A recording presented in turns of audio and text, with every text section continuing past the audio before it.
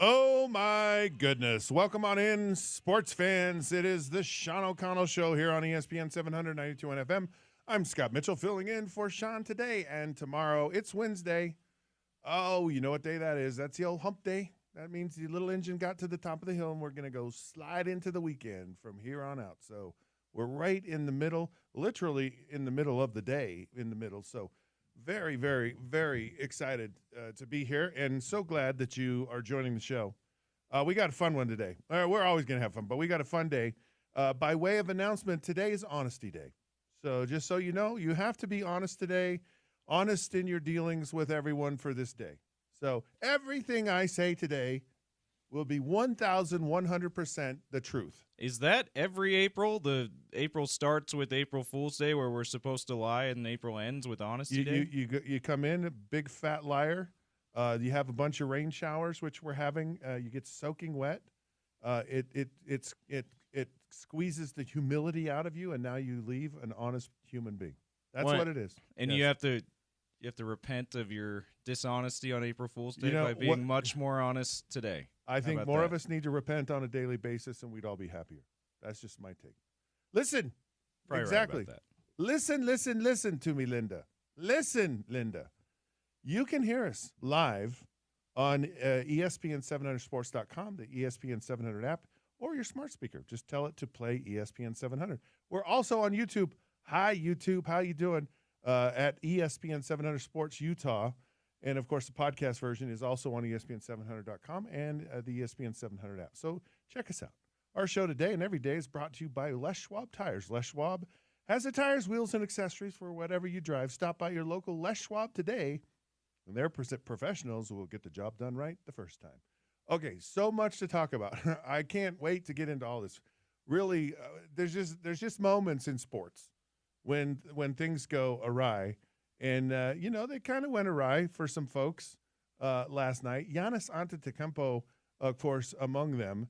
He gets in an argument with none other than Tyrese Halliburton's dad after the game.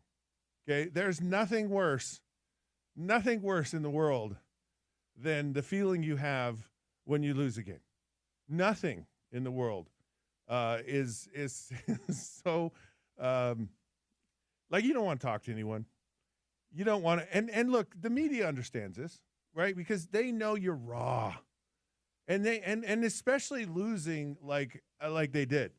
It's not just the game; it's the series, and it's in overtime, and it's a gut right. You're pouring your soul out, trying desperately, however you possibly can. Well, they were up 7 with like 40 seconds left, too, Scott.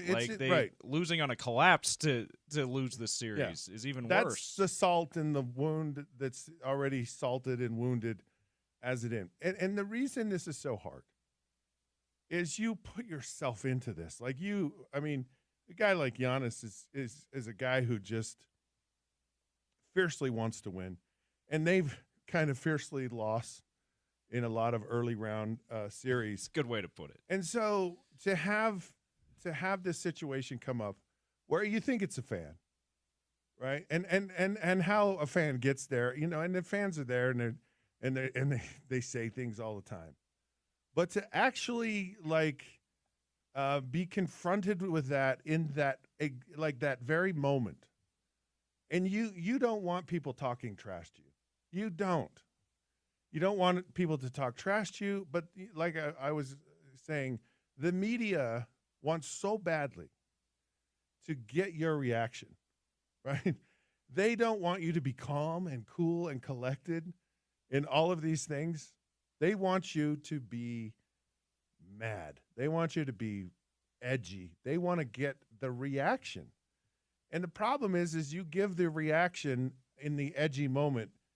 It's that text message that you send at 3:00 in the morning that you shouldn't have sent. I don't know what anyone's talking about. I've never done that in my life, except for once. And I regretted it. Except for once, okay. Yeah. So you're upset, right? And I feel really bad for Giannis. But the other side of it is when you win, it's the same thing. You become stupid. Like you don't think about, okay, let's act nice. Let's act dignified. We're like, yes, like, because you want so badly, and especially to your point, James, where you're down, right? And all of a sudden you come back with 40 seconds. Who isn't excited about that? Yeah, Halliburton jumped on the scorer's table. I mean, exactly. It's an insane moment. Yeah, and to watch it as a fan, and here's the hard part as a fan, is all you get to do is watch. Like you don't get to shoot the basket. You don't get to defend people. You don't get to score the touchdown. You don't get to block somebody. You just get to sit and watch. And so you're just like, agonizing over this. So when you get an opportunity as a fan to go and like stick it in their face and, you're not thinking. You're just like, I'm a fan who finally gets an opportunity to celebrate. And I mean, this is a team that hadn't been winning lately, they look like they're a pretty decent team.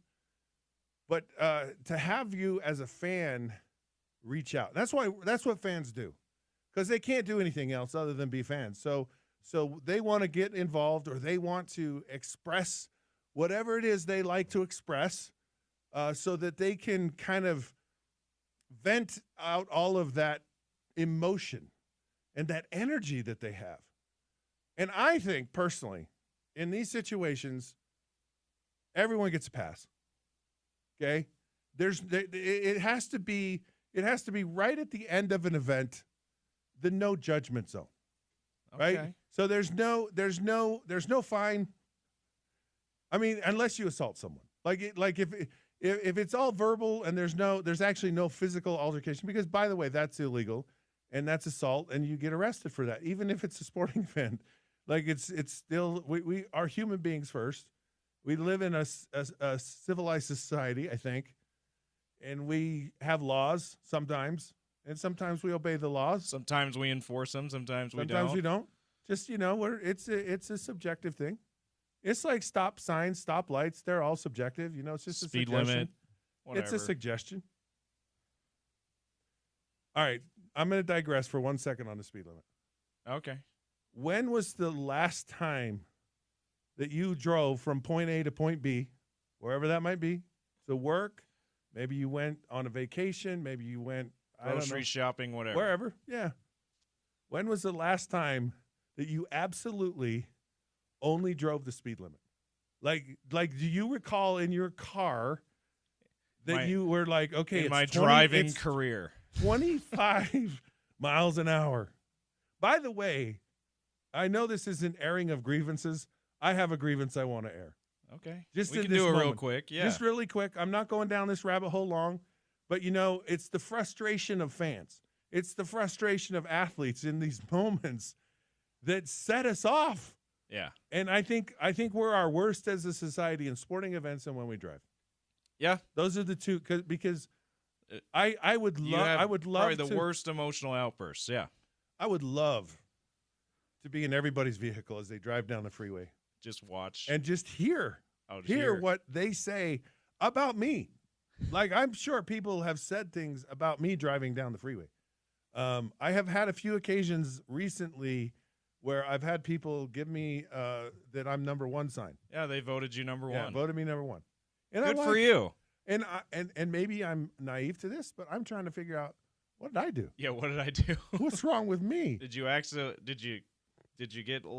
cut them off a little bit, changing lanes or something, or I don't know. I think I might have driven a little too close to the guy that actually was driving the actual speed limit, and he wasn't even driving the speed limit. See, tailgaters can make me nervous and a little frustrated. Well, don't tap your brakes when you're getting tailgated. Absolutely not. Then you'll incite a riot. Yeah, absolutely not. Okay, but it does get me a little frustrated. Here's my grievance. Right on my bumper too. Here's my grievance. 20-mile-an-hour speed limit in Salt Lake City.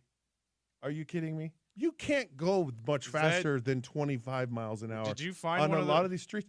Did you find one of those outside of a school zone, or was it a school zone? Oh, wow. No, it's not a school zone. It's the speed limit in Salt Lake City. Oh, like downtown. The downtown area has a 20-mile-an-hour speed limit. Yeah, I'll be honest with you. Have never known what the speed limit is downtown.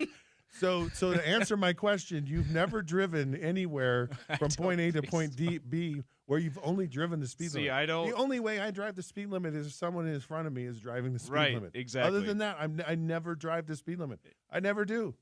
Yeah. Now, I'll get on the freeway and I'll go south to like St. George, and I'll set it on cruise control, and I pass highway patrolmen all the time, and I'm never driving the speed limit. I've never been pulled over. Yeah.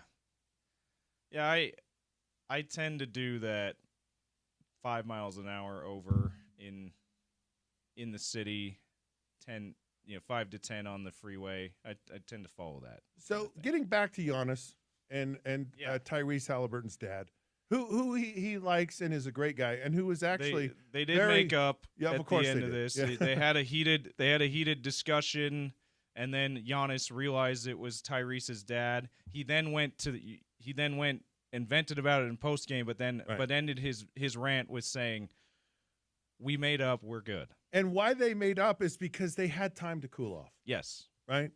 Well, yeah, because Giannis stayed on the court for like 15 minutes after they lost, and he got into a second altercation with a Pacers player. I have a problem with Giannis not just leaving the damn court, Scott. No. It's good. No. I've been there. I've confronted fans before. You told us the story chasing the fans in the bathroom. Yeah. And that was after the way cool after down, the game, right? Way after the game, way after the cool down period. So there has to be this period of time where we all gather our collective minds, because we're out of our minds in that situation. Everyone is. Like, the emotions are so rampant and they're so out of control. We just need a period of time.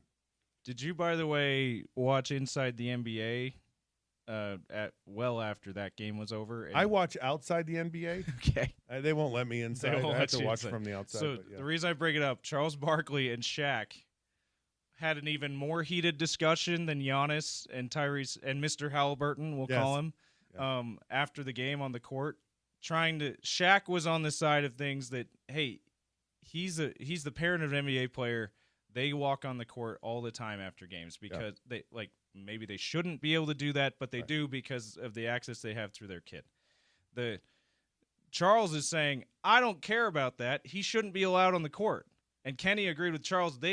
Ernie couldn't even get a word in. He just started leaning back in his chair while Chuck and Shaq went at it, talking over each other, arguing over this. If you find a clip of it, it's worth a watch. It was quite my neighbor, the argument. When I lived in Mapleton, Utah. Yeah. Longtime Utah Jazz fan. And really, I adored him. He actually has a photo in Sports Illustrated. And he got into altercations with Charles Barkley. And there's a photo at Jazz games. There's a photo of him standing and pointing at Charles Barkley. And you know what my neighbor's claim to fame is? Besides that, I never backed down to Charles Barkley. That was his Utah. And I'll just say my neighbor had a very elaborate, extensive, and colorful control and use of the English language. Like, he could debate and he could argue and he could, Wait, I think battle. I think I found the photo. Is he in the front row and not right next to Charles, but he's pointing? He's pointing. Yeah. I think I found it. Yeah. Anyways, Sports Illustrated, and that he came to my house. He said, "I just want you to know, I never backed down to Charles Barkley." Good for him. In an argument. There's just bound to be incidences between fans and players. It's and I don't think it's something that you can, as Shaq said, well, he shouldn't be down there. It's almost impossible. I mean, there's, especially in a basketball game where people are on the floor and they're paying lots and lots of money the chair is on the court. It's in the out of bounds area, but it's on the court. Yeah. Now, to defend Giannis and Mr. Halliburton as the father of a player should understand the losing side of it. There should, more than just the the average fan. He's like, there should be a little discretion there, and there should be some grace, and there should be, I'm really sorry, Giannis, about, it's a tough loss. I'm sure it's brutal for you. How about just don't approach him, yeah. right? Like, be excited, whoop and cheer because your son's team won, but how about just don't approach the opposing players? Well, see, that's the problem we have as parents. Yeah. We have no, because now I'm talking about this, and I think all the parents that I got in arguments with watching my daughter's sophomore freshman basketball games. Like, if you want to get in a tussle, go to a game, and there was one lady that turned around and she just said, "Would you just shut up?" And I was just like, your player is she's standing in the key. Like, it's it's not 3 seconds, it's 3 minutes. She's never gotten out of the key. You're on offense. Trying to help the ref out here, okay? I'm trying to help the officials. Exactly. Come on, lady. Yeah, I don't know why the refs don't see it that way, by the way. We're just trying to help, okay? Yeah. We're just trying to point out something you might have missed. Yeah. So, it looks like you really did miss. So as parents, sure, Mr. Halliburton should act better. We don't act better as parents. Yeah. Parents are the problem. You know who's the real problem? Moms. Moms are the problem. Yeah. My child is going to be the very best. And I'm going to have my child in everything. And the reason that my child's going to be the best is because I want to be the best to all my friends. All of, the most competitive people in our society are women. They are. It's absolute. Like, I'll give you an example. It sounds very familiar for a lot of men I know, though, too, Scott. A lot of fathers. Women's are behind all of it. I will. Women's. Women are. So all right. Let me just yeah. Go play golf. You play golf with a guy? That's good. You're 20 feet. That's good. Mulligan. That's good. Whatever. Women? Drop. Put it all out. I'm not giving you a stroke. When I lived in Orlando, they had a chip, and this woman had won. And the other woman, before they started the round, had counted all the golf clubs in those women's bag. Never said anything about it until the round was over. And as soon as it was over, she said, "You have an illegal number of golf clubs in your bag." I didn't realize that they were that meticulous about down to the amount of clubs you need in your bag. That's why you don't understand the rule. Well, and the women know the rules, and you're going to follow the rules, and it's like, so we're raising. We need to raise better parents. That's what we need. Yeah. We need to raise better parents.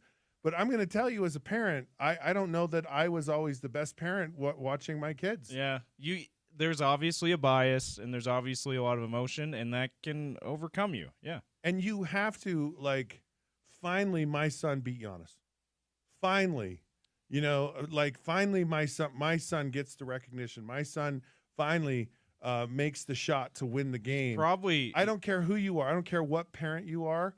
You're going to lose your ever-living mind. Yeah. He probably was feeling a little extra sensitive because The Athletic had that anonymous player poll that voted Halliburton as the most overrated player in the league, too. And he had so it was like, look at the amazing game he just had, the amazing series they just had, overrated. So that's probably part of it, too, fueling along. There is nothing sweeter than revenge.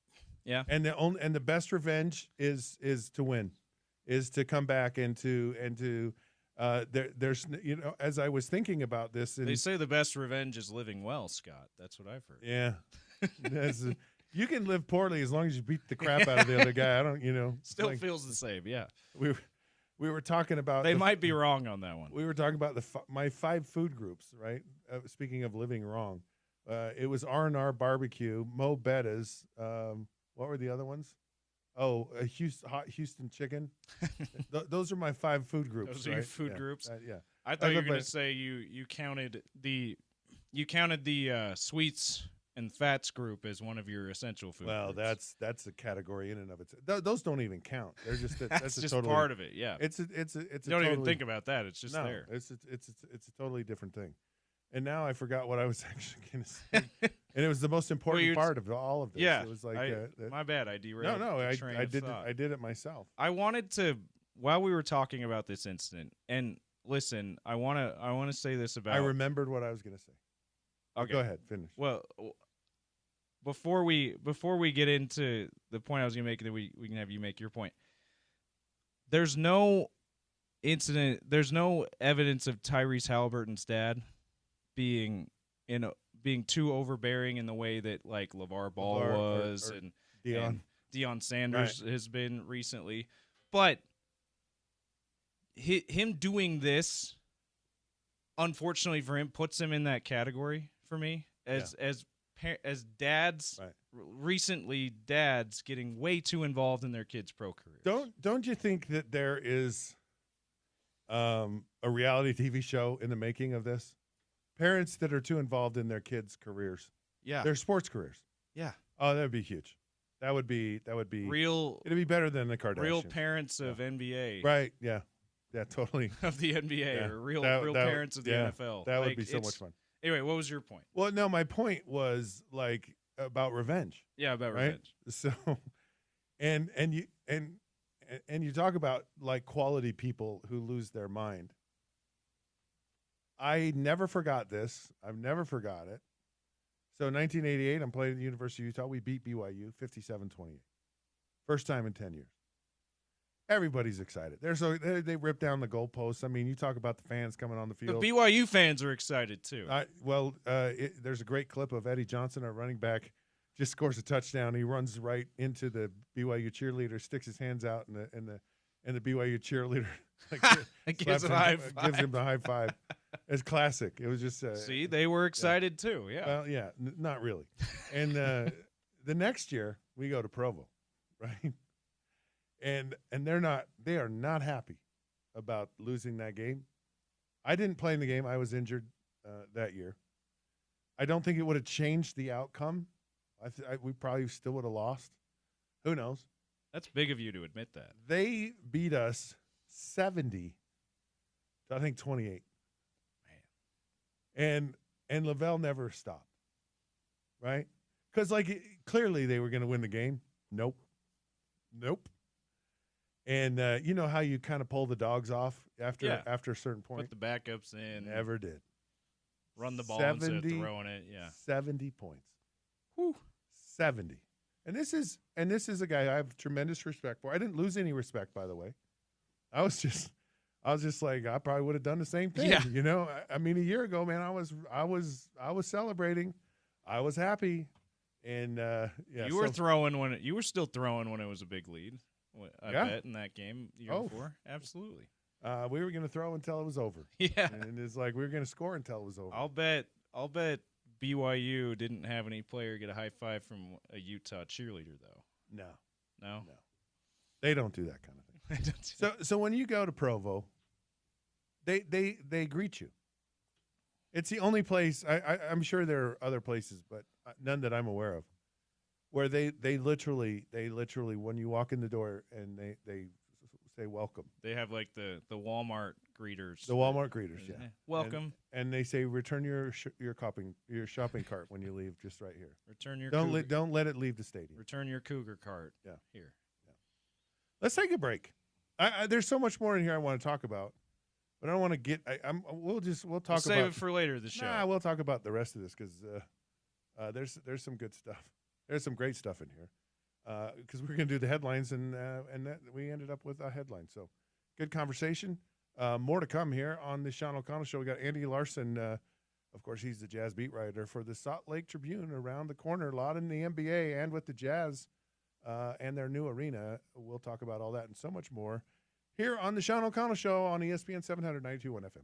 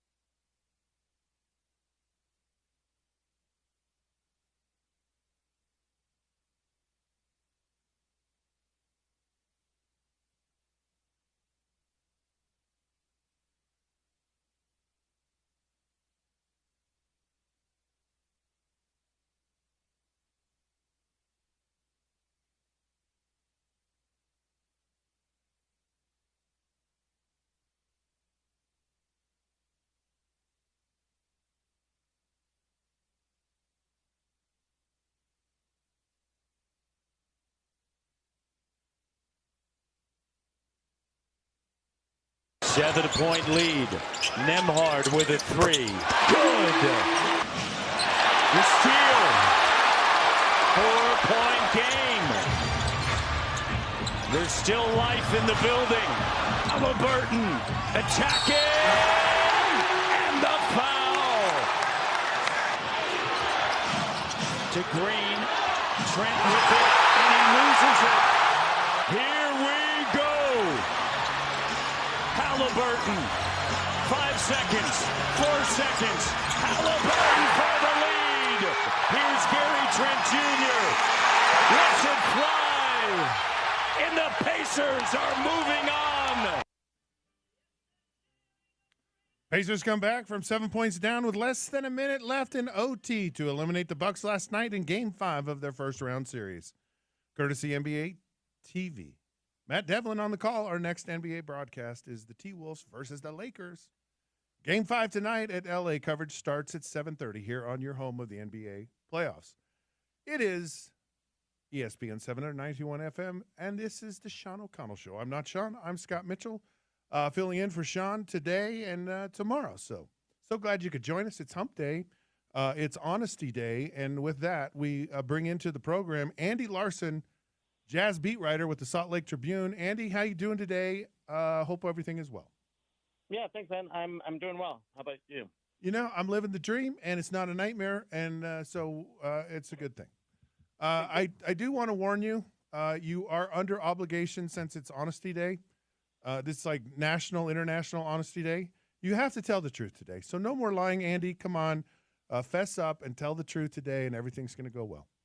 Listen, Scott, I think that people who listen to me on this radio station regularly, with you and Spence and Sean, know that I have a tendency to not pull any punches. I'm as pretty honest as it gets, I think. I would agree with that.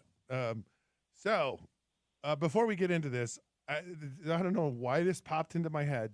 I think it's because I'm watching the television, and the Carolina Panthers, they're showing highlights and kind of how they did in the draft and what have you. And I love the Carolina Panther jersey color combination. It's aesthetically pleasing to my eye. Do you have a jersey combination? I don't care, the NBA, NHL, any sport.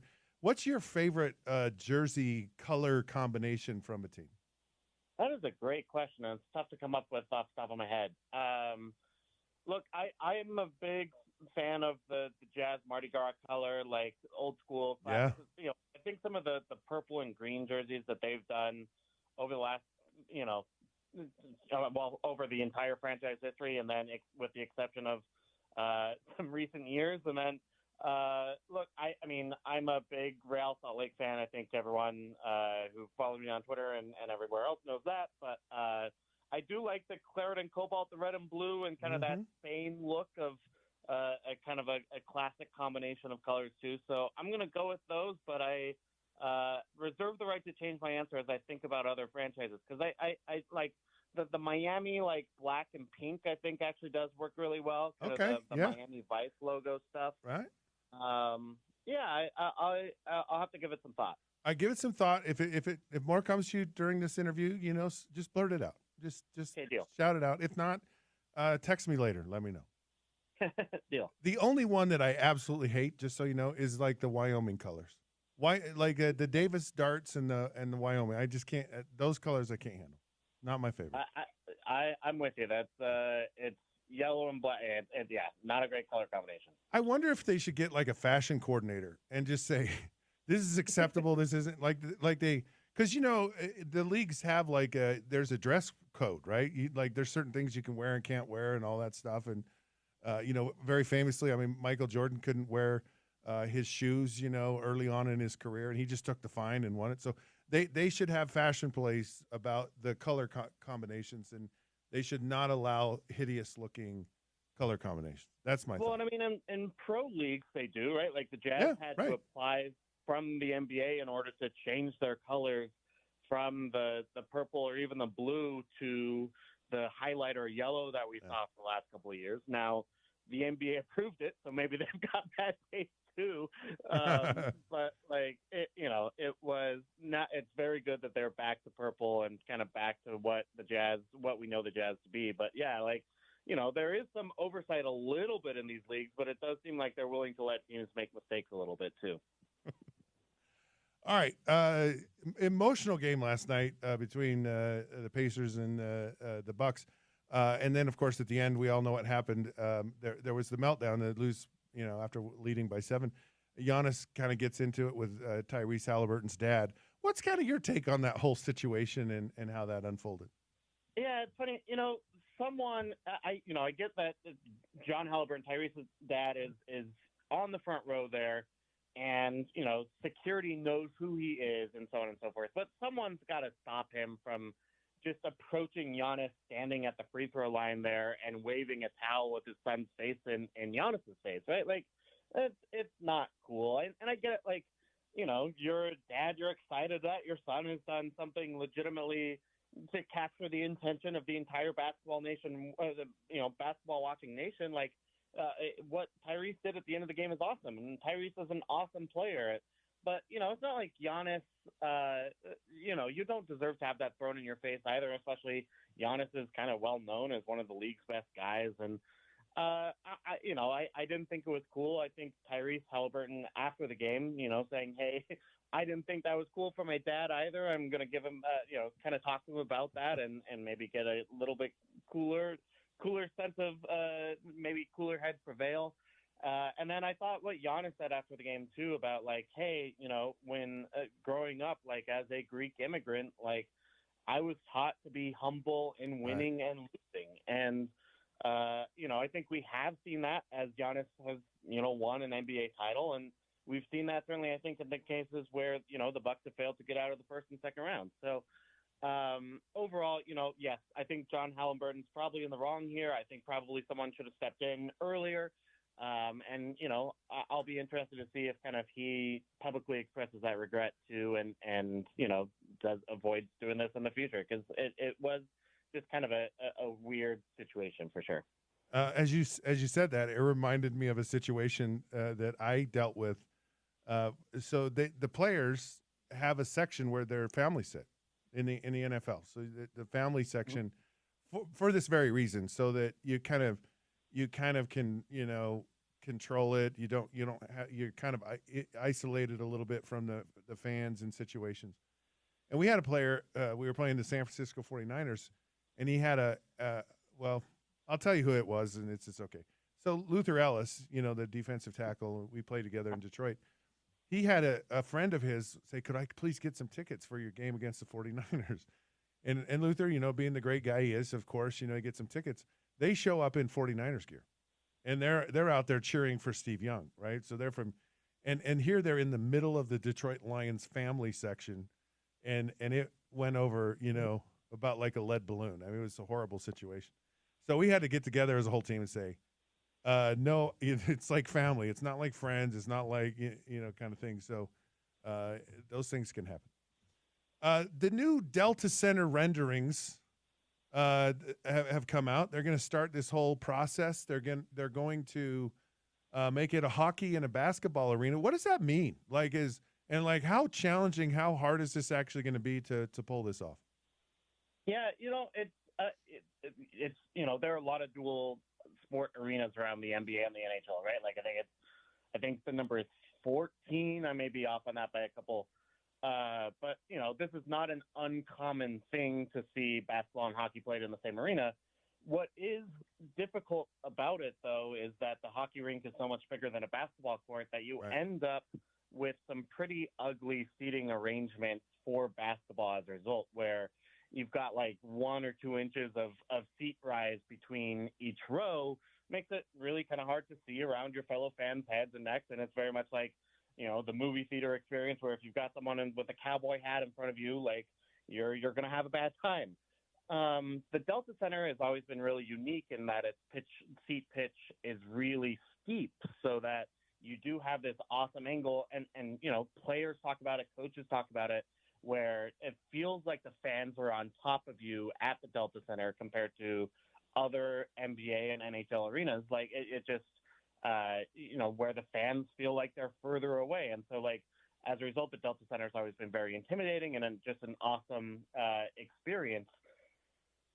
Adding a hockey team makes that harder, and so and really making it fit for a hockey team where heck where every fan can see both goals. I don't think that's a lot to ask for, but it just the geometry makes it tough. So what they're trying to do is they're blowing out the ends, pushing the end lines 12 feet back on either side, and then having kind of this adjustable pitch seating so that it works for both hockey and basketball. They've said it's never been used before.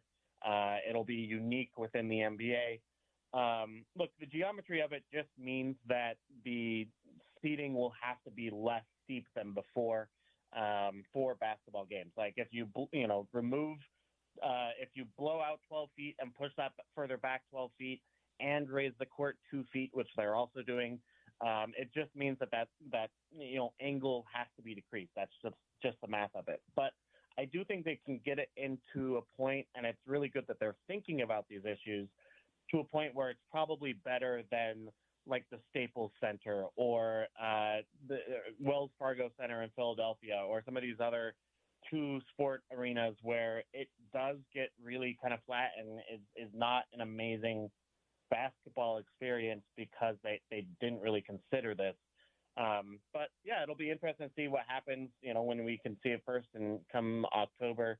They've got 4 months to get this done and we'll see, 5 months, and we'll see to what extent, they're able to make changes. This is going to be a multi-year process on the other stuff. They're adding a parking garage in the back for like players and coaches, and obviously VIPs. That's 6 stories tall, but that will take 2 years to be done. They're changing the main entrance of the arena from facing northeast to facing directly east, where they're going to be building the stadium. Okay, yeah. Entertainment district. Yep. So that's going to be a little bit interesting. Again, that's over the course of multiple years. So, and then next summer and the years after, then they start working on the upper bowl and the concourses as well. So lots in store. Kind of the seat pitch thing, though, is the big thing to kind of watch for from this summer specifically. So I guess in my mind, since this is a multi-year project, and they're in there doing construction, like, do you have to wear hard hats to the game? Do you have to listen to a jackhammer going off all afternoon while you're watching? Or I'm kind of joking about this, but I'm joking about that, but not the construction. Like, how much of an interference or nuisance will it be for fans while they're going through this process? I don't think much at all. It'll be interesting to see like what they do with the Jazz, the summer league, right? Like, which has usually been played at the Delta Center. I'm guessing they'll probably have to move that elsewhere. I don't know that for sure. But when it comes to the season, their plan is to have everything, open and ready to the public. Where if you're not wearing a hard hat, you're like, everything kind of feels as it should be to some extent. So. I think we saw some of that this year, right? Like where they did a lot of construction in order to build hockey locker rooms. And there's a ton of work done on the first floor, especially to make it possible to play hockey there at all.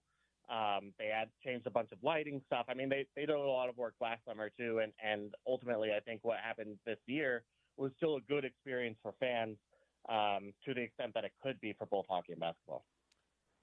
I feel like there's this symbolic, I guess, a metaphor here where it's April showers bring May flowers. So we're at the last day of April, and tomorrow is May, and we all know what May is. May 12th is the NBA lottery pick. So the Jazz have kind of gone through their, I guess their showers, the tanking process.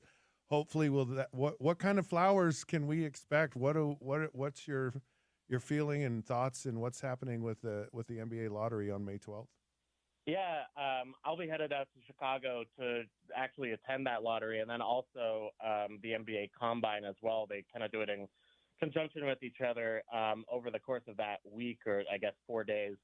And I'll be actually in the lottery room, which will be kind of interesting. I'll be able to kind of watch those guys react. Yeah, that'll be fun.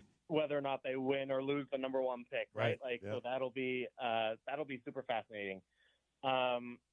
I'm really kind of looking forward to that experience, and kind of seeing how they react and what happens. I do think like it has the potential to be a legitimately historic moment for the Jazz, right? Like if they do get Cooper Flag, it's a start of a new era. I think that's fair to say. Where you have the obviously Stockton and Malone Jazz, you had the Darren Williams, Carlos Boozer Jazz, you had the Donovan Mitchell, Rudy Gobert Jazz, and then if you draft Cooper Flag, you're starting the Cooper Flag era. I think it's fair to say that he is that good of a prospect that he deserves that kind of respect. Now, obviously, that the work continues after that, but it could be a really important moment, and we'll see what happens. It's only a 14% chance at Cooper Flag, but it's such an important day for this franchise because of all the losing intentionally that led up to this day. Yeah, that'd be so cool to go and watch that. I'm envious of you, and I would love to hear how it all turns out. Speaking of the Donovan Mitchell, Rudy Gobert era, Donovan's moved on to Cleveland. They already won their first round series. They're one of the top teams in the NBA. What's happened with Donovan since he's left? Is he in a better situation? Was there a ceiling with playing with Rudy? Has he gotten better as a player? Is he happier? Why do you think he's had so much success at Cleveland? Yeah, I think it's a couple things. One, he does just have better players around him that play not only offense but defense too, right? Like the problem with kind of the Jazz's team construction was that they were putting so much defensive pressure on Rudy that if you just kind of brought him out of the paint and attacked anybody else on the defensive end, you could have a easy run to the basket, as the Clippers kind of discovered in that series. That the comeback that I still think haunts a lot of Jazz fans.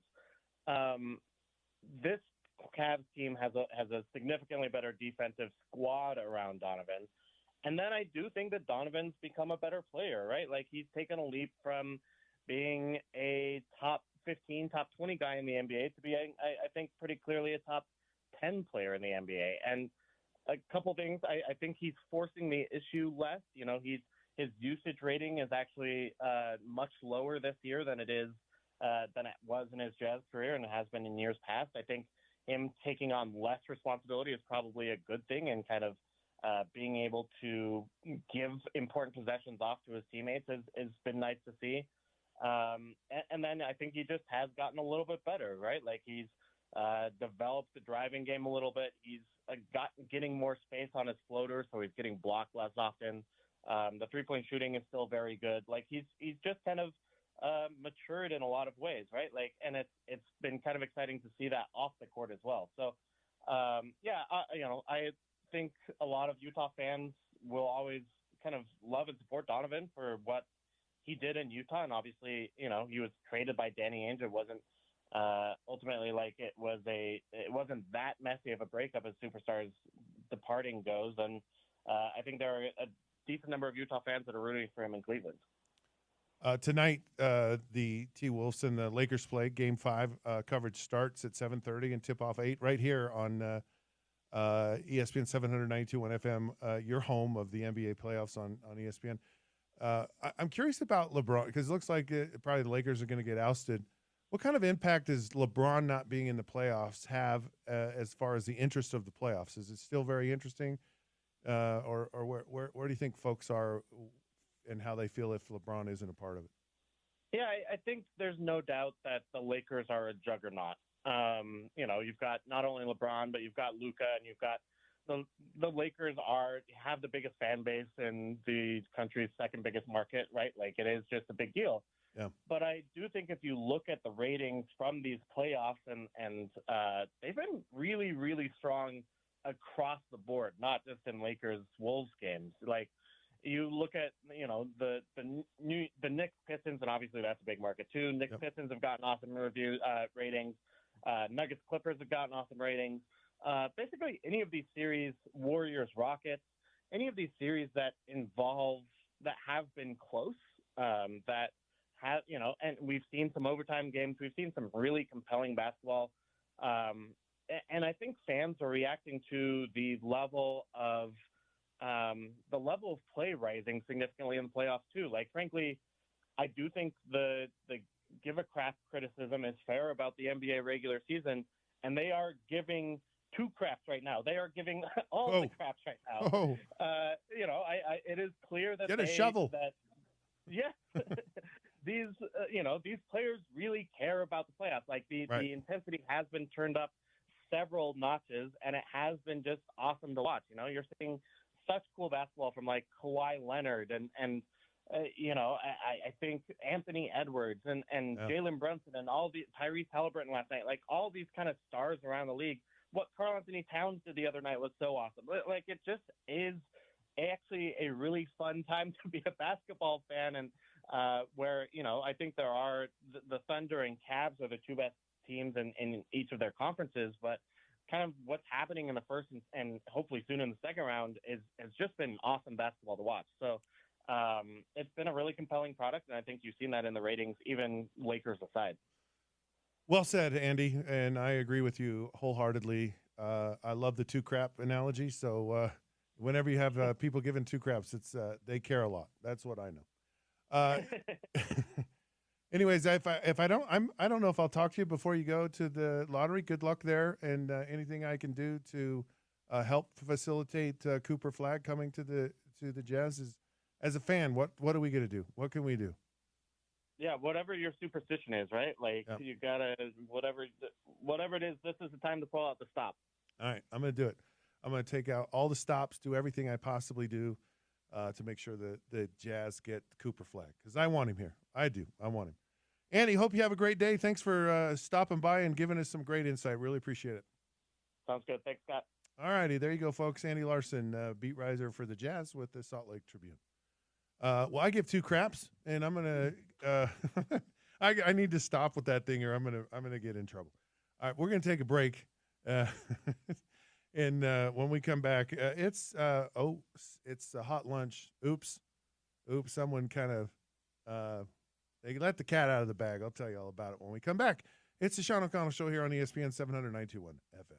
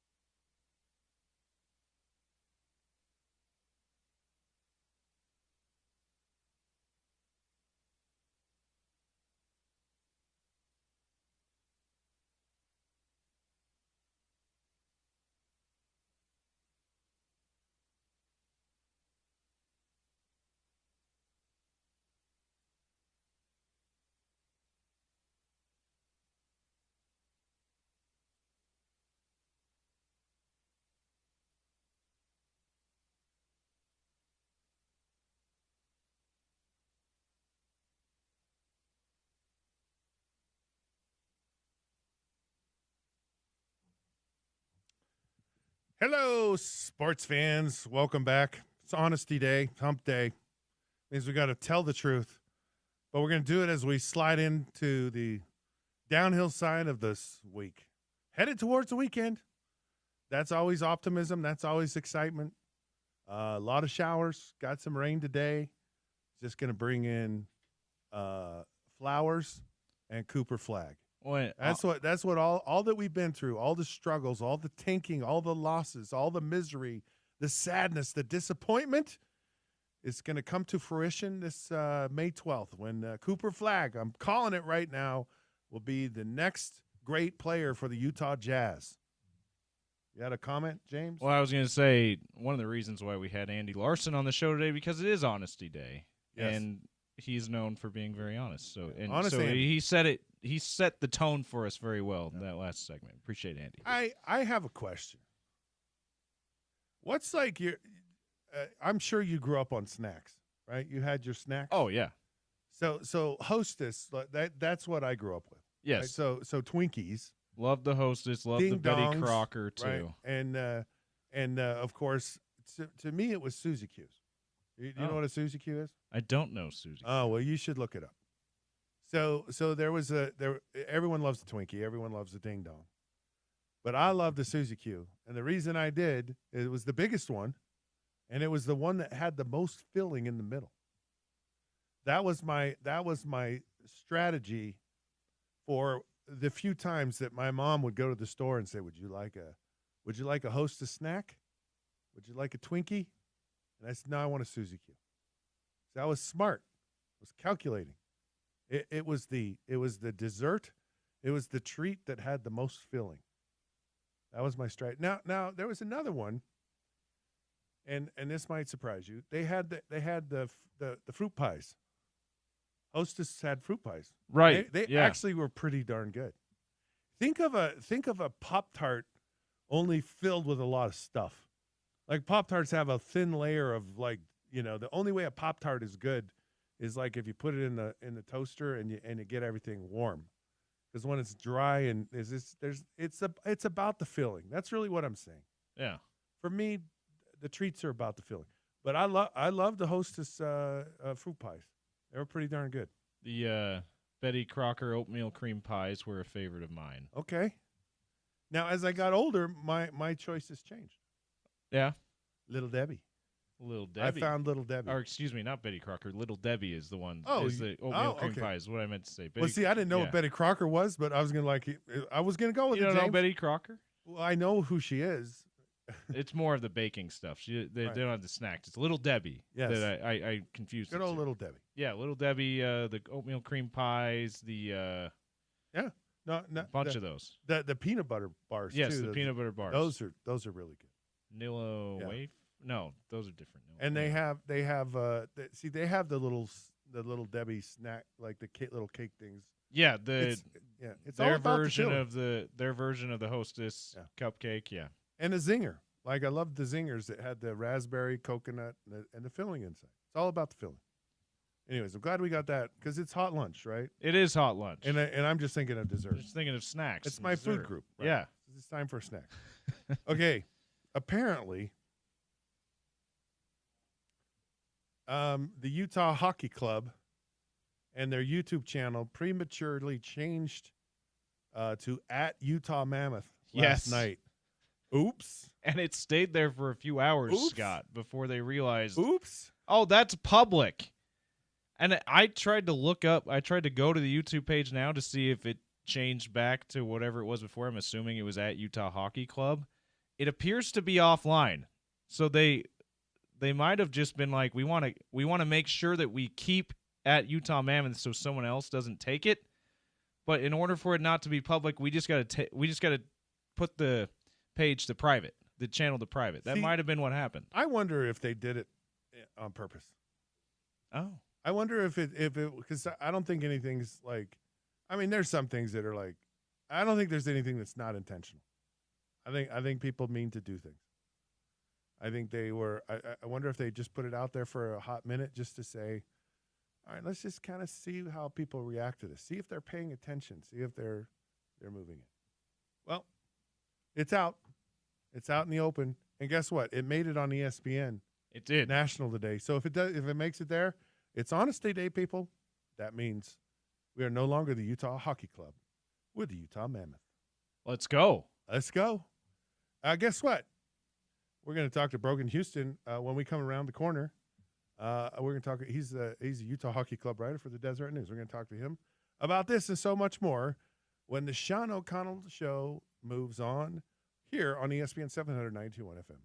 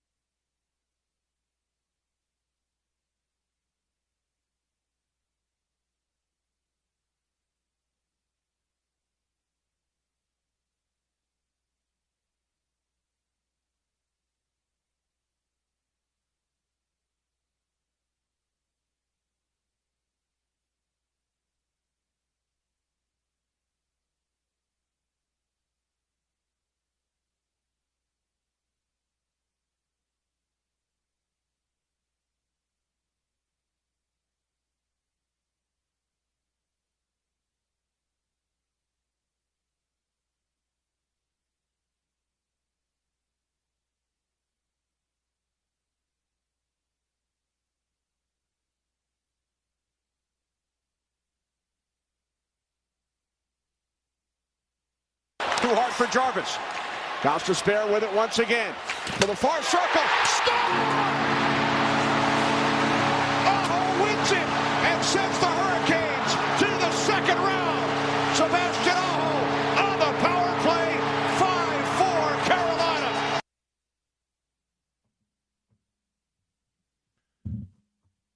Carolina Hurricanes series winning goal over the Nets, or the New Jersey Devils, in double overtime of last night's Game 5.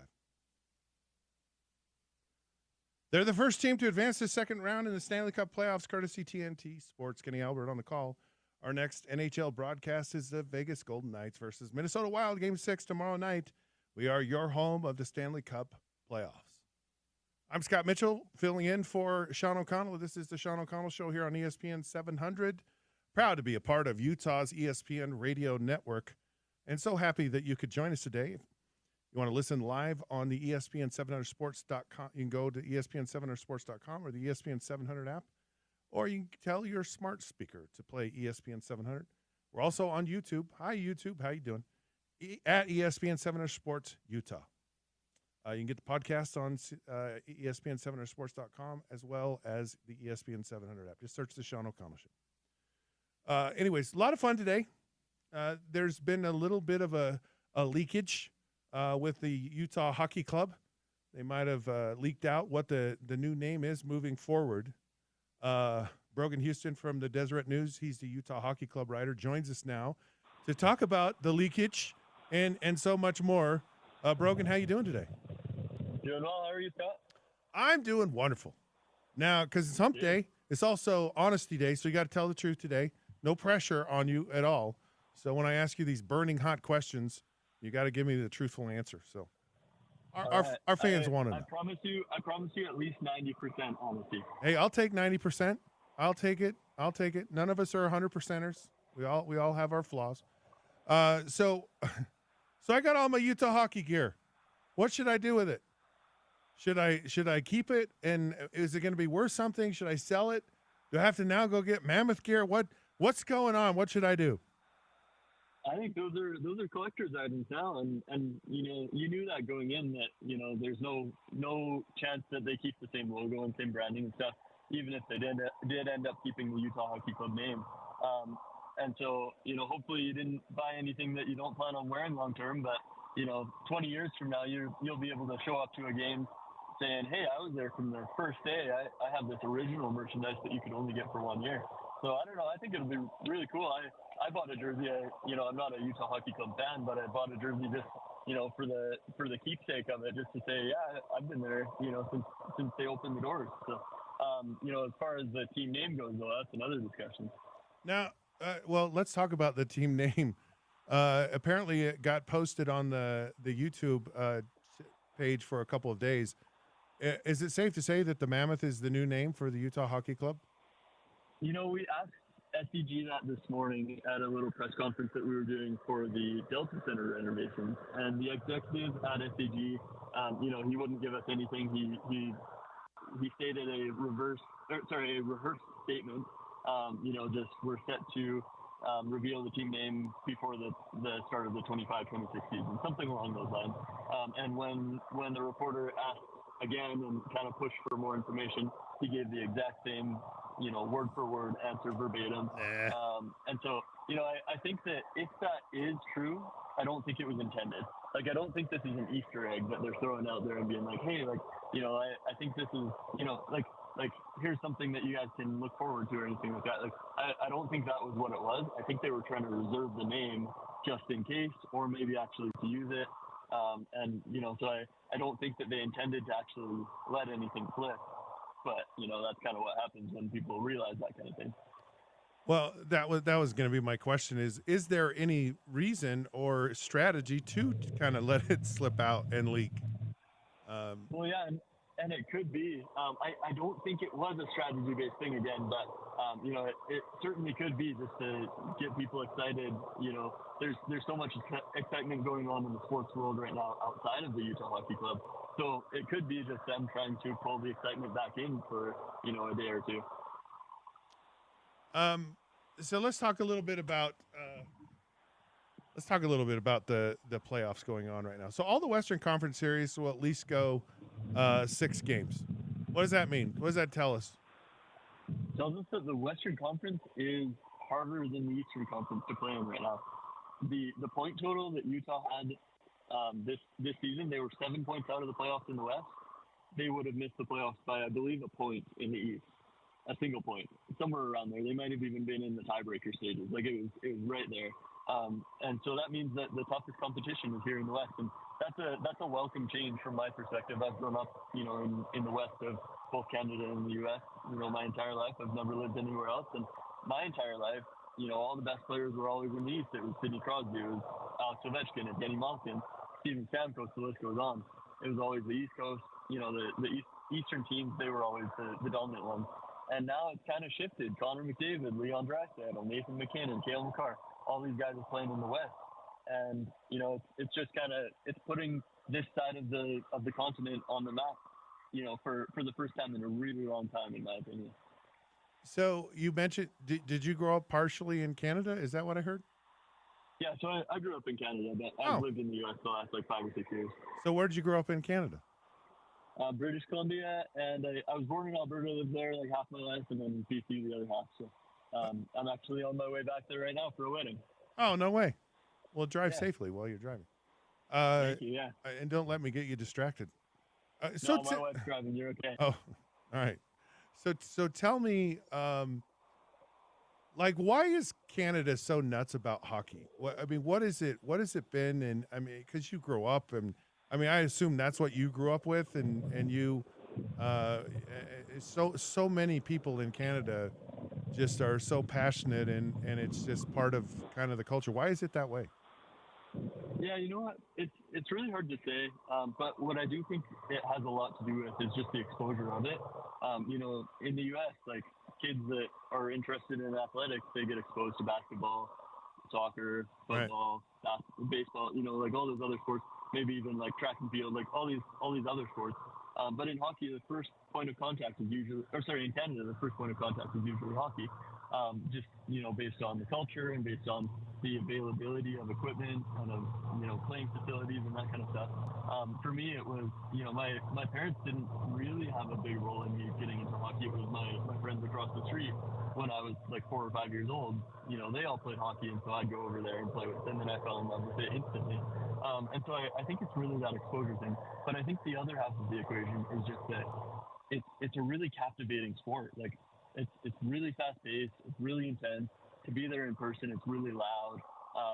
It's awesome to be, to watch it or to play it.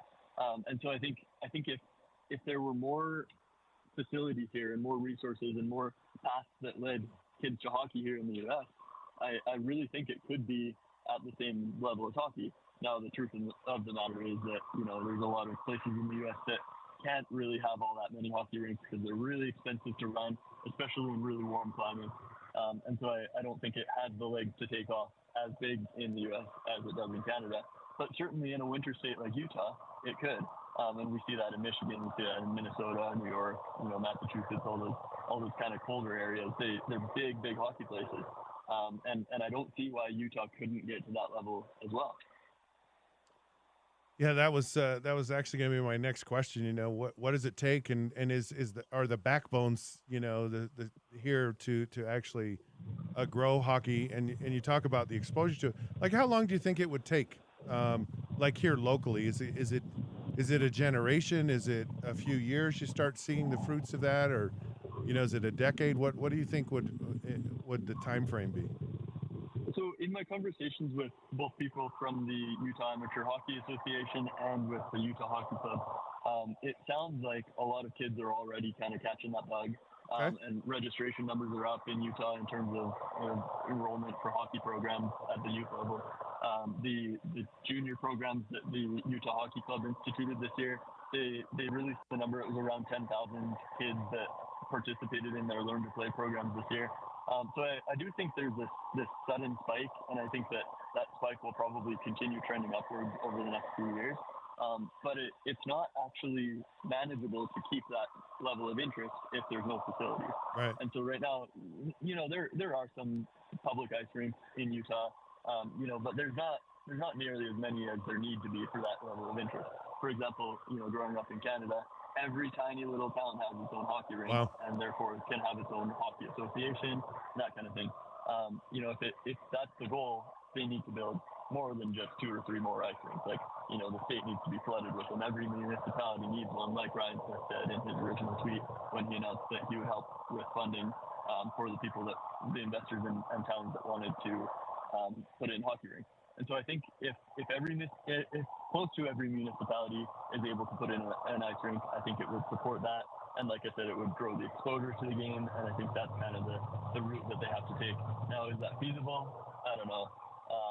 But, eventually, like you said, like 20, 30 years from now, a generation from now, we could have that many hockey rinks. And, therefore we could support that level of interest in the game.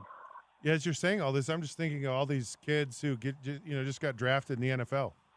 And they all go, my hero was this player or this guy, or there was someone that they looked up to that they kind of, when they got that exposure, there was this, and then they go through these programs and these youth programs and they dream of being that player. And, you really need that infrastructure, that kind of culture to really keep it sustainable and keep it, to have it really take hold and be a big deal. So it'll be fascinating to watch and see how all of that unfolds for me anyways. All right, let's get back to the playoffs here a little bit. Of course, the Maple Leafs had a 3-0 lead over the Senators. This is a Battle of Ontario. Where do you see? Is it going to be a meltdown or is it going to be a great comeback? Where do you see this one ending? You know what? The Maple Leafs have been said to have this curse. They've only won one playoff series since, I think it was 2003. They haven't won the Stanley Cup since the original expansion era in 1967. And so, there is kind of this taboo, this curse over the Maple Leafs, that, or at least perceived in the hockey world, right? And this happened to them in the 2020 playoffs. They were up 3-0 against the Montreal Canadiens, another Eastern Canadian rival there. And they got comfortable and they let it slip, and they ended up losing that series. And that time the Canadiens went on to losing the Stanley Cup final. Now, I want to believe that the Maple Leafs are, a more mature team now. They've had a lot of playoff experience since then. All of their good players back then have turned into superstars now. They have a Stanley Cup winning coach now, which they didn't at that point. But it's still kind of that same thing. Like, the Leafs never get out of the first round. So, it's a really interesting one to watch. For my money, it's one of the better playoff series in this first round for sure. Yeah, it's been crazy. Who gets eliminated tonight? Florida versus Tampa, Montreal versus Washington. Yeah, I definitely think Montreal's on its way out. They just, they haven't been able to keep up with Washington this entire series. They got that one game, but, I think that one is wrapping up. If it's not tonight, it's a few days from now. Tampa, Florida, I could see Tampa, coming back. I think Tampa has so much Stanley Cup playoff experience, and it's hard to see them getting eliminated in 5 games. They've won the Cup. 2 years in recent memory. They've lost in the Stanley Cup Finals another 2 years in the last 10. So, if I were putting money down, I'd say Tampa pulls it off tonight and brings that one back to, a 6-game series. I want to take it back to the Delta Center renovations, and of course they're trying to make this a much better arena for it. They're trying to figure out to have the best of both worlds. And from what you heard today and what some of these plans coming out, what's your take on what this means for the Utah Hockey Club / Utah Mammoths? Yeah, you know what? I think there was a lot of skepticism publicly, not from SCG, but from people that kind of had seen the plans or that had at least, understood kind of what they were talking about. There's a lot of skepticism going into it. And now, it looks like they have detailed renderings. They have an actual plan. They're saying, hey, we're going to lift up the floor 2 feet. We're going to expand it 24 feet in total, and we're going to do this. Rising action with a triple scissor lift is what they're calling it, which apparently is kind of innovative to use in this sense. Like, nobody's ever used that type of a scissor lift in this context before, is what they were telling us. And so I still don't fully understand it, but I kind of have a grasp on what it will look like.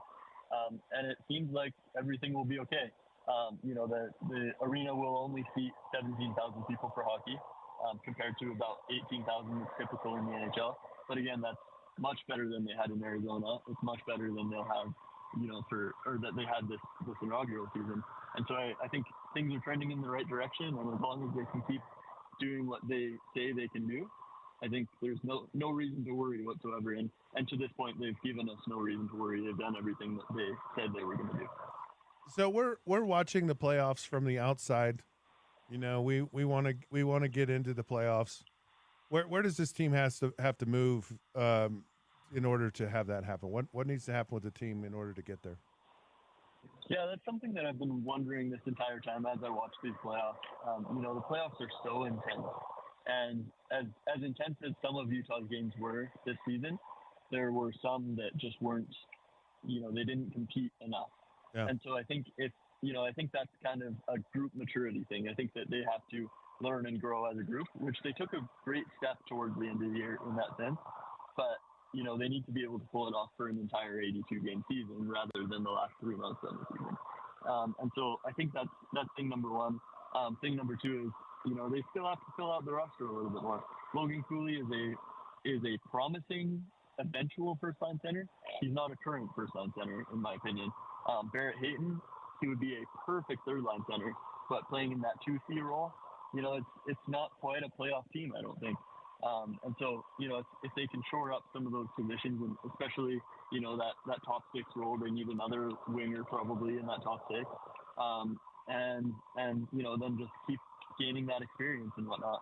I don't think they are far away from making the playoffs. I do think they're still probably a good 3 to 5 years out of actually contending for the Stanley Cup. All right, there's an honest answer on Honesty Day, so I appreciate it. Yeah, you got 100% that time, not 90. Yeah, I was gonna say you're pretty hot there. All right, Brogan, thanks for your time. Drive safely, and hope you have a great rest of your day on this weekend celebrating a wedding. Thank you. You as well with everything you do. Thanks for having me. There you have it, Brogan Houston. Of course, he is the Utah Hockey Club writer for the Deseret News. Do you think he told us the truth, James? Yeah, he sounded very honest with that answer as to how close Utah probably Mammoth is to the playoffs. That's what I'm going to start calling them until they admit that that's the name. Yeah. The Utah probably Mammoth. Probably Mammoth. It's like when someone allegedly commits a crime. Yeah. Allegedly, he committed this murder. Just throw the probably in there. We'll just say the alleged Mammoth. Utah alleged Mammoth. Alleged I Mammoth. love that. I'm fascinated about this culture because there is like we're not starting from ground zero with hockey. There's been a tradition here with hockey and in this market. It hasn't been NHL hockey, but it's been high quality hockey and there have been ice sheets. They had to build a ton of them leading up to the 2002 Olympics. Mm-hmm. Obviously, there needs to be more though to accommodate. 10,000 kids. Yeah. First time. Well, obviously first time because it's the first time they've had the junior Utah Hockey Club program. But 10,000 kids sign up for that Learn to Play program. Like that's a lot of demand. I've seen also anecdotally. I've seen a lot of parents complain on social media about how they've gotten their kids all ready to go to practice or to go not to a team practice, but to go to a rink just to skate around and practice hockey skills and stuff on their own. Yeah. And they haven't been able to let them in because the rink's too full. So we certainly need more. But you're right. Like it's not as like we hosted a Winter Olympics here. It's not as if there's no place to skate. Yeah. Well, and I love the idea of having kids dream, and you dream when you have a hero. I had my heroes growing up that NFL, people, and it was such a catalyst. It was such an important part of, I've obviously had to have the skill and the ability to do it, but to see it as a possibility was a big hurdle. To know that there was that out there, and to have that awareness. So these kids, they see these players and they see the success, and then they go, that's what I want to do. And that to me, I think, drives more of any of this than anything else.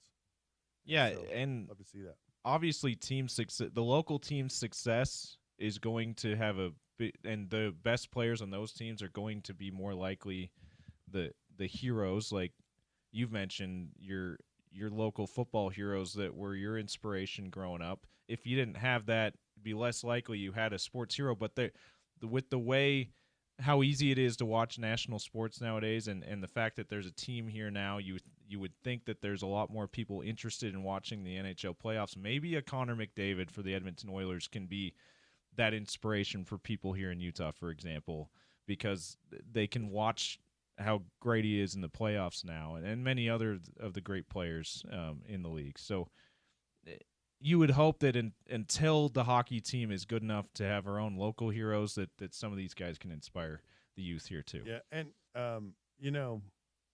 when it gets to a point like think of football here in the state of Utah. Like they have open enrollment, and these kids, they have their own personal coach. They go to California. So many of these kids, these quarterbacks from Utah to get trained. They go to certain high schools. They have these camps. They have all these places. In Canada, you leave home when you're if you're any kind of hockey player, you leave home when you're 15 years old. And that's the level of commitment, and that's what football is in the United States. There's a level of commitment, and you're willing to go. I would love to see hockey become a place in Utah. Like maybe kids come from other parts of the country and go, man, if I really want to be a hockey player, really want to develop, maybe I need to end up in a place like Utah, and part of that development. That would be a cool thing to see. All right, let's take a break. And we come back. We got so much to talk about today. Seriously, it's really fun. Like I'm really excited about what we're going to talk about. We're going to do a little buy and sell. We're going to play a game when we come back. Want to play a game, James? I'm always down for a game. Right, A little buy or sell. We're going to buy and Let's sell. go. Big team or Big 12 teams. So that's who we're buying and selling. Which teams in the Big 12? And of course, this is related to football because football is life. So we're gonna buy and sell Big 12 teams when we come back here on the Sean O'Connor Show on ESPN 700, 92.1 FM.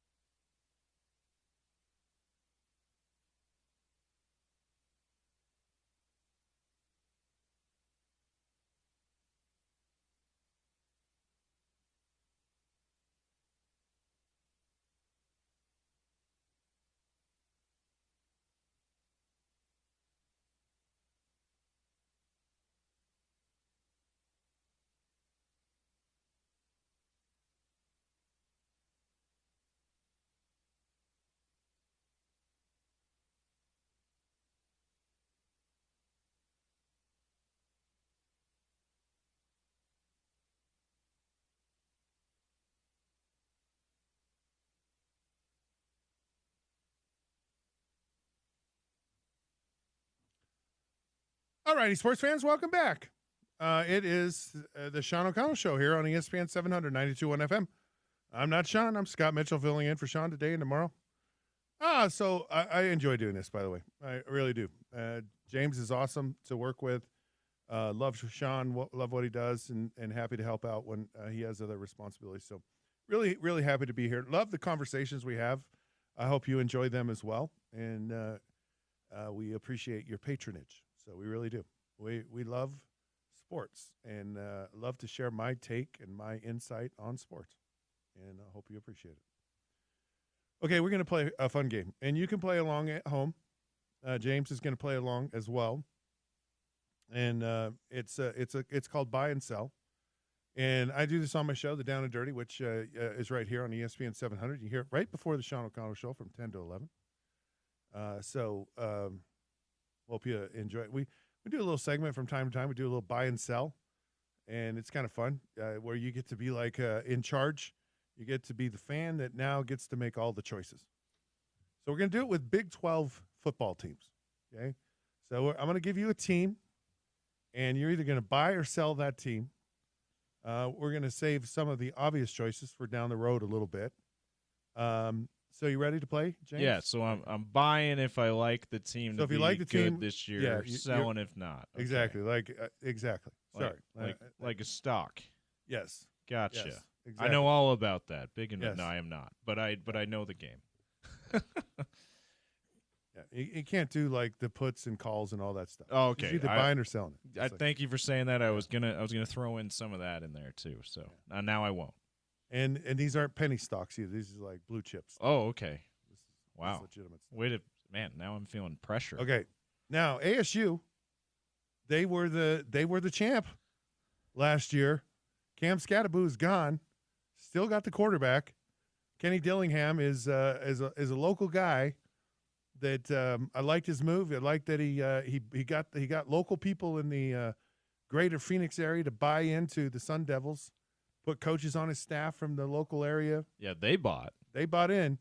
So are you buying or selling ASU this year? As a legitimate Big 12 title contender, I am going to buy them. Now, Scattaboo was obviously the biggest part of their offense last season, so huge in more ways than one. Big guy and massive for their offensive production. So that's certainly something they're going to have to look to fill that void, right? You don't like to use the word replace, but they're going to have to replace that somehow.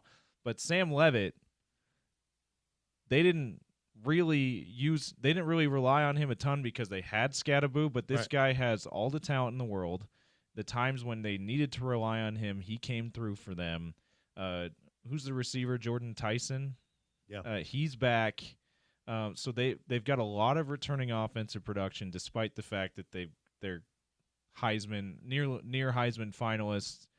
Cam Scattaboo is gone, and Kenny Dillingham. Like, I'm drinking the Kool-Aid on him, man. He has great energy. He seems like a guy that most people, like anybody, would want to play for. And he's had tons of success offensively at other places as the offensive coordinator. He had a ton of success last year. I'm buying ASU as a contender again. So I agree with what you've said. I really do. And you could probably go deeper than I do because of your knowledge of the game. Well, too. no, but I'm a fan. I'm a fan of Kenny Dillingham. I'm a fan of what he's doing. I've seen this happen before where you get a favored son who comes back and really understands the culture of the program and you get people to buy into it. Now, a lot of how people buy into things is they just pay money to buy players, and that's kind of where everything is gone. Can they buy in? Right, and they did. I mean, they went out and they were really savvy in the players they got in the transfer portal, and that's so much of excuse me. It's so much of what happens in college football now, and I think he's getting folks to buy in. The only drawback to ASU to me is they now have a target, and so the expectations, but also you're gonna be playing in a lot of games that maybe people overlooked you a year ago, and it's a real thing. and now it's now you're the champ, and that conversation is gonna be there for people. They're not going to take you lightly. Anyone will tell you to repeat as champions is brutally hard because you're always getting everyone's best. And so that's the only drawback. But I do believe they're a contender, and for that I'm going to buy them. All right, Texas Tech. In the first portal window, they killed it. Like, they had one of the top NIL classes, portal classes, transfer classes, and they threw money at it. And they got some big-time recruits at Texas Tech. And then they did the same thing again in the second window. So they got there's a lot of talent there. The question is, can that talent come together, and can they win? And are you going to buy Texas Tech? I think I'm going to be one of the many people buying Texas Tech along with some of their boosters over the last couple of years, Scott, as you outlined. Now, I'm going to hedge it by saying I'm not buying them to be a Big 12 championship favorite at this point. I want to see if they can actually do something with all this talent they've brought in. But I'm buying that they have the potential to do that, and that they have good likelihood to be in the running for that. What you didn't mention was they brought in the new offensive coordinator, Mac Leftwich, who was really good in Texas. Is it Texas State's rise? As a group of 5 budding football power. He obviously was a guy that Utah was really interested in too before he decided to go to Texas Tech, and Utah ended up bringing in Jason Beck instead. He's got the air raid type offense, which is obviously super popular now and really effective in college football now. That offense coupled with the amount of talent they brought in, I'm buying them as a good chance that they are among the handful of teams who are Big 12 title contenders this year. This is going to be a telltale sign to me of how effective NIL is. If you can go out and because Deion did it at Colorado, and he turned them from a bottom of to an average team. I'm still a little skeptical about buying. You have to have a certain level of talent before you can actually go out and get more talent, to really be a contender. And I'm not sure that they were there. And I think it's really hard to get all these new pieces in place with the short window that you have. Maybe they get better as the year goes along. I'm just really grateful that Utah plays them one at home and early on in the season before they can really get as cohesive as they possibly be. I'm still skeptical. I'm not going to buy Texas Tech. Oh, selling Texas Tech. Let's get here locally, because I don't know that we're going to be able to do this all day. But we'll go as far as we can go. Okay, are you buying or selling the team down south? It's a tough one, isn't it? It is tough. And I'd say Texas Tech is a little tough too because they got to prove it. Yeah. But something tells me, and there's no evidence to this yet, but just a gut feeling I have. Something tells me BYU is going to have a bit of a letdown year this year, and not because they don't have enough talent to be contenders like they were last year. Not because I don't believe in their returning production. I do a lot. I'm not sure that Jake Retzlaff and his how much he turned the ball over last year and it didn't hurt them very much. I'm not sure that it's not going to hurt them again this year, and I'm not convinced that he's going to turn the ball over that significantly less for that not to be something that could potentially hurt them. So that's number one. Number two, an opportunistic defense who was very fortunate to force a ton of turnovers, a returning game in the special teams that gave them multiple touchdowns. That stuff just doesn't duplicate year to year, as you know, Scott. I just have a feeling, and now letdown year could go from being 11 wins to having 7 or 8 wins. I don't think that they're going to be a losing team this next year, but I'm not sure that they're going to really be a Big 12 title contender. Just a gut feeling I have. Well, I think part of it too is I don't think anyone really looked at BYU and said, "Oh yeah, we're really concerned about them." Because to me, that's where I see things a lot in just watching this over the last 8 or years that I've watched it closely. Is there's just something about and it's been historic with BYU, where they'll have a really good year and then they'll have a down year, and you don't see that. Your points are very valid. Yeah, as long as you get turnovers and you get production off of special teams, you're going to win a lot of football games, and that's not easy to replicate because things just kind of have to fall into place and go your way a lot of time when that stuff happens. And on top of it, your team has there's just some luck involved in all of it. But with Retzlaff, it's fascinating because there's some guys that kind of hit a ceiling, right? And there's some guys that are just always who they are, and you really don't know, because you just don't know that has he hit his ceiling, and are you going to see similar types of things that you saw with the turnovers, and because he will turn the ball over, and he will turn the ball over in critical situations. And has that gone away, or is he just the same player? So it's almost like everything that could go right went right, and it very easily everything that could go wrong again this year.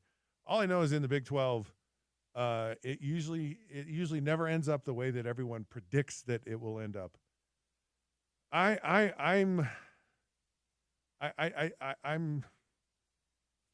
having a hard time with this one. No, I'm going to sell BYU. Selling BYU. Yeah. We're both sold BYU then. No. Well, Not sold on. By the way, just James, you've got great analysis. There's a lot of things I really that's pretty savvy stuff. I appreciate it, Scott. All right, so our beloved Utah Utes, buying or selling them? So it's honesty day, James. Got to tell the truth. Let me tell you this: if the game is buy or sell, are they Big 12 title contenders? I'm selling that for Utah. If the game is buy or sell, they're going to be much better than they were last year. I'm buying. So I think that they might get to 8, 9, maybe even 10 wins this year. I just feel like they're objectively. They have a lot of returning production on a defense that was very good last year. Very good defense.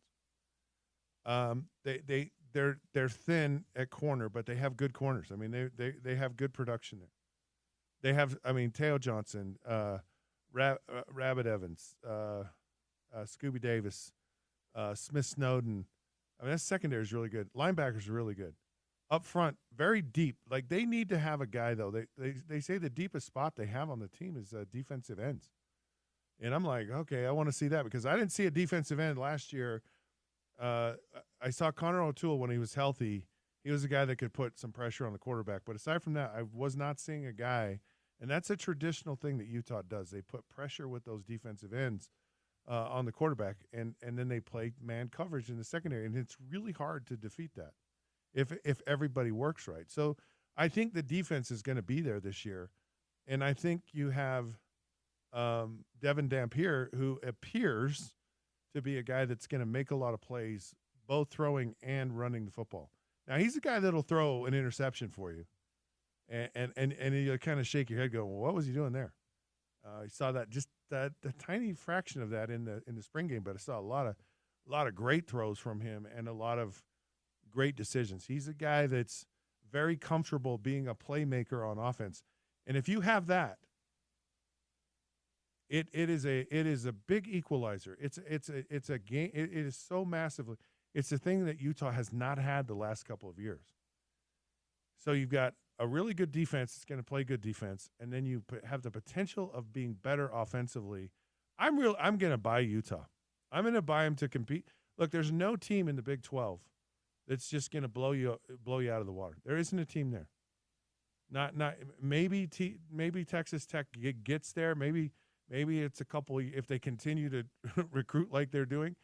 They may become this new. I don't know, but right now, really, you could probably take the top 2/3 of the conference and buy it, and there may be a couple of teams that are kind of out of it right now, but But aside from that, you could almost buy the whole conference. And we just don't know. Because Oklahoma State was supposed to be really good. Kansas State was supposed to be really good. Utah was supposed to be win. really good. Yeah. And they all sucked. They were terrible. All the bad teams were good and the good teams were bad. And it's just shocking. Man. It's a really tough one, but I'm very optimistic of Utah. Let's take a break. We come back. John Elway tried to kill his agent on accident in a golf cart. Yeah, you'll have to check that one out when we come back. Look, ESPN 792.1 FM. It's a Festival of Tees powered by the Utah Golf Association, brought to you by Mountain America Credit Union. Each day, we're giving away free rounds of golf from the best courses in the state and beyond. Listen to the Down and Dirty with Scott Mitchell from 10 to 11. That's me, the Sean O'Connell Show from 11 to 2. And The Drive with Spence Checketts from 2 to 6 for your chance to win. All right, let's take a break. We'll talk about John Elway crashing golf carts when we return. It's the Sean O'Connell Show here on ESPN 792.1 FM.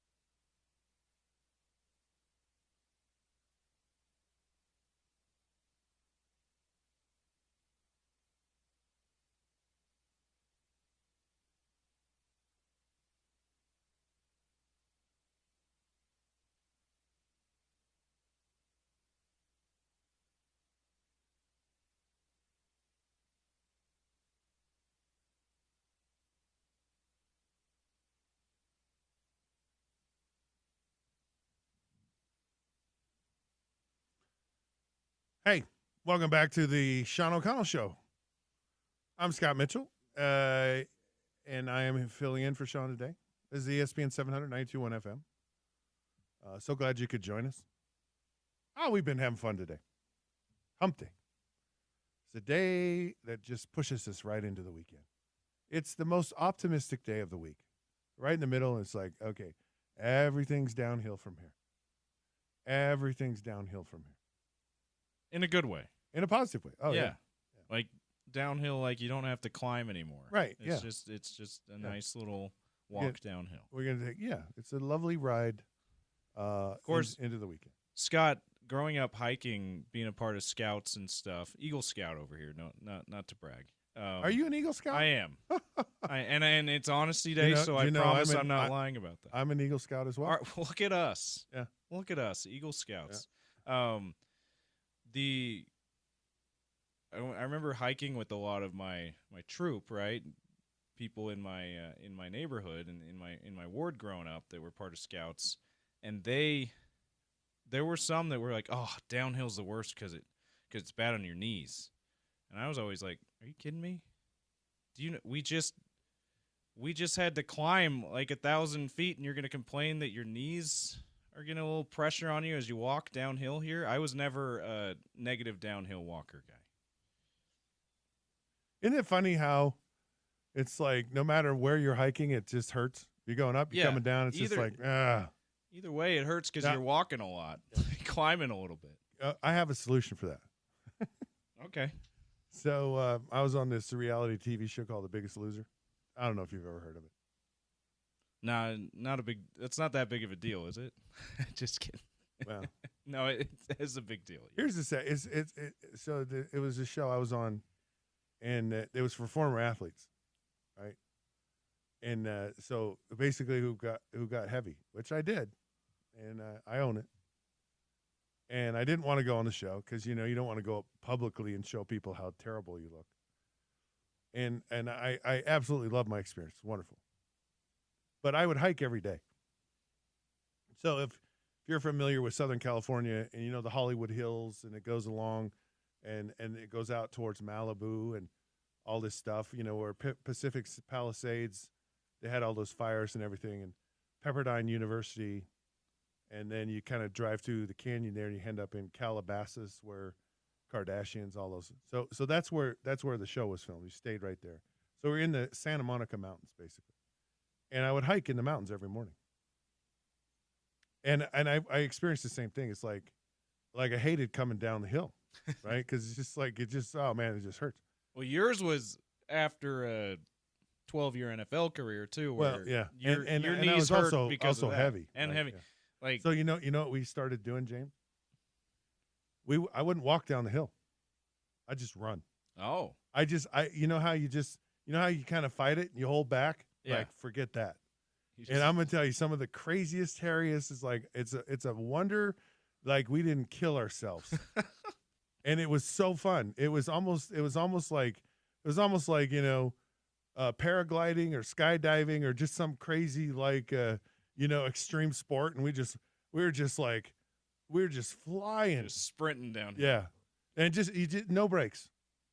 All gas, no brakes. No brakes. Just flying down the mountain. Which kind of reminds me of John Elway and his golf cart. Yeah. And unfortunate. It's really kind of a sad situation because it's just an accident, right? And he's with his agent or former agent or someone he has some relationship with, and the guy falls out of a golf cart apparently at night and hits his head on the asphalt. I mean, because there's no doors, there's no seatbelts on a like you can get seriously injured in a golf cart. And without going that fast, this is Jeff Spurbeck is the former agent's name, who's on life support now. Yeah. He's 61 years old. Like, you don't even have to go that fast. For someone who maybe has lost the balance they used to have a little bit as you get a little bit older to just kind of fall out too. And it got me thinking about how all the things I wasn't allowed to do when I was an athlete outside of playing the sport. Like you couldn't I mean, you could drive in a golf cart because we played golf all the time. But there were a lot of things that I stayed away from so that I wouldn't run the risk of actually doing it. You know the number one thing? Was it skiing? Well, no, skiing was part of it, which was really kind of – I hated that, by the way, because here I grew up in Utah. All my friends skied, and it's like I wasn't allowed to ski. And then I retired. I wanted to ski, and then I got to where I am now, and it's like – I'm too old to take it up. So did you never? So I'd never skied. You've never skied. No, okay. I never. I've only skied one time. No, it was a blast. Number one thing though. Yeah. Power tools. Oh. Stay away from the power tools. Do not cut off your fingers. Yeah. Now, if you're Ronnie Lott, you can cut a pinky off, but if you're a quarterback, you need all of your fingers. Man. And if you would it was funny. So Dan Marino. You know how teams walk out on the field and you're like high five and everything? Yeah. And Marino would he's putting his elbow he's out. just like, hit me on the forearms. Man, don't touch my fingers. Don't touch my hands. Don't touch my wrists. I don't want to break something. Because when guys are jazzed up for a game, man, like that high five is like, and they're strong, that type of thing. That might be why the arm lock thing, the jump into an arm lock thing, has become more popular. Yeah. Not with you see it in baseball most of the time. You see football players do it too, though. Some of the worst things you get in life, in sports, are not in the sport. It's like the things you do outside of it. Now, every year, I had an insurance policy that protected me against like a career-ending injury. You also, in your contract, there's a clause that says you cannot participate in conduct detrimental to your career. So, and it was just a broad-ranging thing. So there were tons of things like, like skiing be one, just any dumb thing. Now I went and got my pilot's license. Oh. And so I had this Lloyd's of London policy. And at the time, so this is in the 90s, the annual premium on this was $65,000, and I hated it. I had to pay it every year. And I fought my age. This lump sum. Oh, it was for horrible. An annual premium. And it was just to ensure that if something happened to me, I fell out of a golf cart and hit my head, whatever, that my contract would be paid out. So and there was like one or two companies in the entire world that would insure you. 65,000 so that you could keep your millions. Right. Yeah. But still, 65,000 for an insurance premium. I hated That's a lot. No, I absolutely hate it. Now I got my pilot's license. It technically could be deemed as something that's conduct detrimental. And Lloyd's of London, once I did that, would not insure me. Oh. So I was flying uninsured. I was flying naked. I was no wires on the high wire for me. The freedom was probably exhilarating, though. I love to fly. It was absolutely. So do you still fly? I don't. My son is actually in flight school. He wants to become a pilot, so he's actually going to school for it. Has he taken? It's really fun to go and we have conversations about it all the time. So. No, we haven't flown together yet. You're gonna have but we will. You're gonna have to get him to take you up after he gets those hours for his pilot's license. Maybe you can convince him that, hey man, I've done this before. Let me just take the reins here for a sec. How about we take a break? Did I read the Festival of Tees?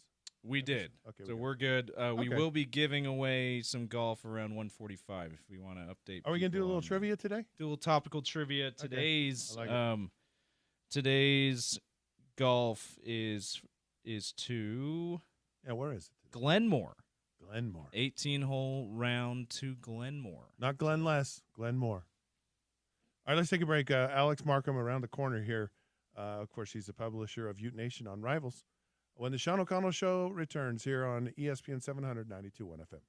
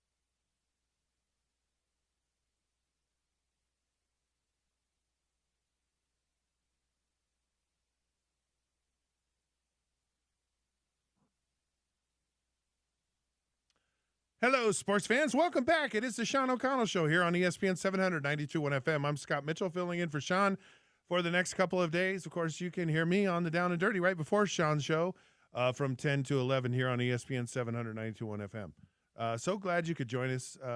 Having a great show today. If you want to listen to us and you're not in your car or whatever, or you're only in your car for a bit, it's okay because there's a thing called digital media. And we're happy to have you listen to us there. So you can go to the Listen Live tab on ESPN 700 Sports. You can also get the ESPN 700 app. Anywhere you get your apps, your smart speaker will just tell you to play ESPN 700 if you're home or whatever. And also, we're on YouTube at ESPN 700 Sports. And then if you don't get the show live, you can always podcast us at ESPN700sports.com. or on the ESPN 700 app. Just search for The Sean O'Connell Show. Joining us now on the program is Alex Markham, publisher of Ute Nation on Rivals. Alex, how are you on this fine Wednesday, the last day of April? This is our last day of showers, so hopefully it will bring May flowers. Anyways, thank you and welcome to the show. Scott, thanks for having me on, man. It's, God bless Utah and it's bipolar weather, right? Nice one day and then downpour the next. It keeps us humble. It keeps us on our toes, for sure. Damian Alford was the number one pick in the CFL draft. Of course, he played at Utah. What do you know about that and that whole situation? You know what? I mean, when it comes to the CFL, I mean, that's not a huge thing on the radar. Obviously, happy for Alford. He was in the portal. I mean, honestly, let's be truthful. The biggest thing he did at the University of Utah is throw the interception against BYU. So he didn't get a lot of run. Differing things with not learning the playbook as fast and some injury stuff that just kept him on the side, and he was still able to capitalize on it, even though going into the portal. So good for him. Wish him the best, and it'll be interesting to see what he's able to do, even though, again, it was just so few and far between at Utah. Speaking of draft, Caleb Lohner, the only draft pick this year for the Utes. What's your thoughts on that? Just that he's the only one, or Lohner in general? No, just the whole idea of him being drafted and that he didn't really play a lot. He's a former basketball player. Does that surprise you? What are your thoughts? No, you know what? It was interesting when he first committed to Utah, and it was for football instead of basketball. There was some rumblings that just the program really, really was intrigued by his potential and where it could go from there. And the more he was around the team, the excitement just kept growing and growing. So really, it's unfortunate that he wasn't able to have Cam throwing him the football this year. It could have, I mean, he probably wouldn't have been a 7th round pick if it would have been Cam throwing him the football this year. He probably would have been a lot higher because, his measurables, just how he can go up and get the ball. When he put on the pads and started, going through the drills, they were just floored with, his catch radius and being able to catch the ball in traffic and everything, So really, it wasn't a surprise.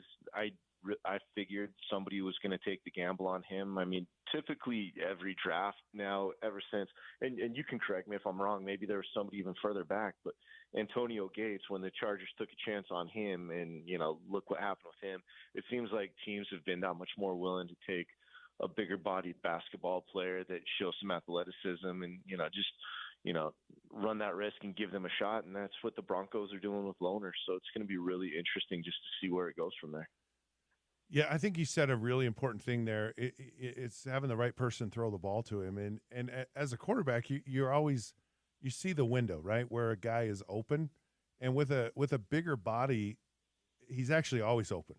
He's just in rebound position. And a lot of guys are actually better when they know when they can body a guy. And because of he automatically has a mismatch. And literally, if you understand how to throw to a guy like that, it's really fun, and it builds a massive amount of confidence. And they just didn't have someone who could do that. And I don't know whether it was coaching or I don't know what it was, but man, it's like I just would lick my chops to have a guy like Caleb Lohner around. So I'm excited, and I've gotten to know Caleb a little bit, and I think he's got, I think he's in the right spot, where in Denver where there's a relationship there and there's also a coach who understands what I've just explained, who will be able to kind of bring that out. So the Running Utes up to 10 scholarship players. Are there any of these players that can really make a splash for this team? Where do you think Alex Jensen is in his first year, and kind of where they've started to build out this roster? Yeah, they've really made a nice run. Right before jumping on the phone call, they had a kid that they were really going hard after. That's a top 100 high school kid, Kelvin Odie. He actually just committed to St. John's, so that was a tough one because of his connections to Rafael Chilius. But outside of that, they've really put a solid class together to the point where, I take a look at it already and say it's already better than any of the rosters that Craig Smith had put together. You just take a look at the length, the athleticism, the toughness.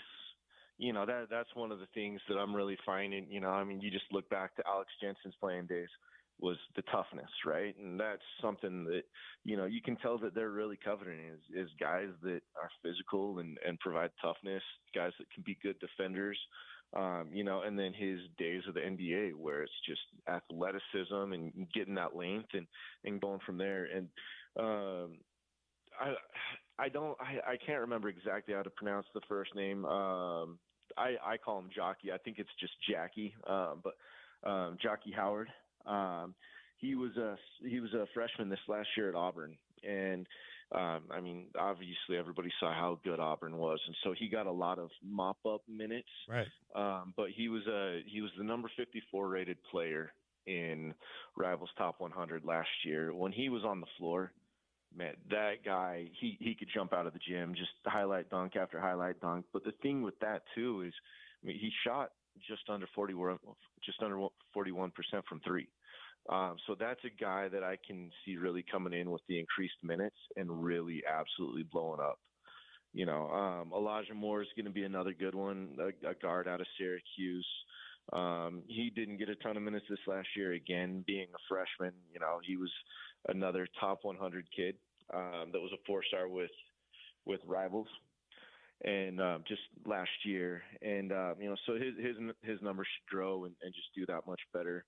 Outside of that, you got two guys with Terrence Brown from Fairleigh Dickinson and Don McHenry, both big time scorers, at their places. McHenry being Western Kentucky. But the big thing you're going to want to see with that is, can they score more efficiently? You look at their numbers and they're more ball dominant guards. And I don't know how that's going to be something that, Jensen and his staff are just going to try to get those guys more efficient and see where they can take that and go from there. And obviously their numbers are probably going to be lower, but can that efficiency increase, but yeah, there's, outside of that, you really take a look at a lot of the guys, and there's guys that just fit roles that are, going to do the dirty work.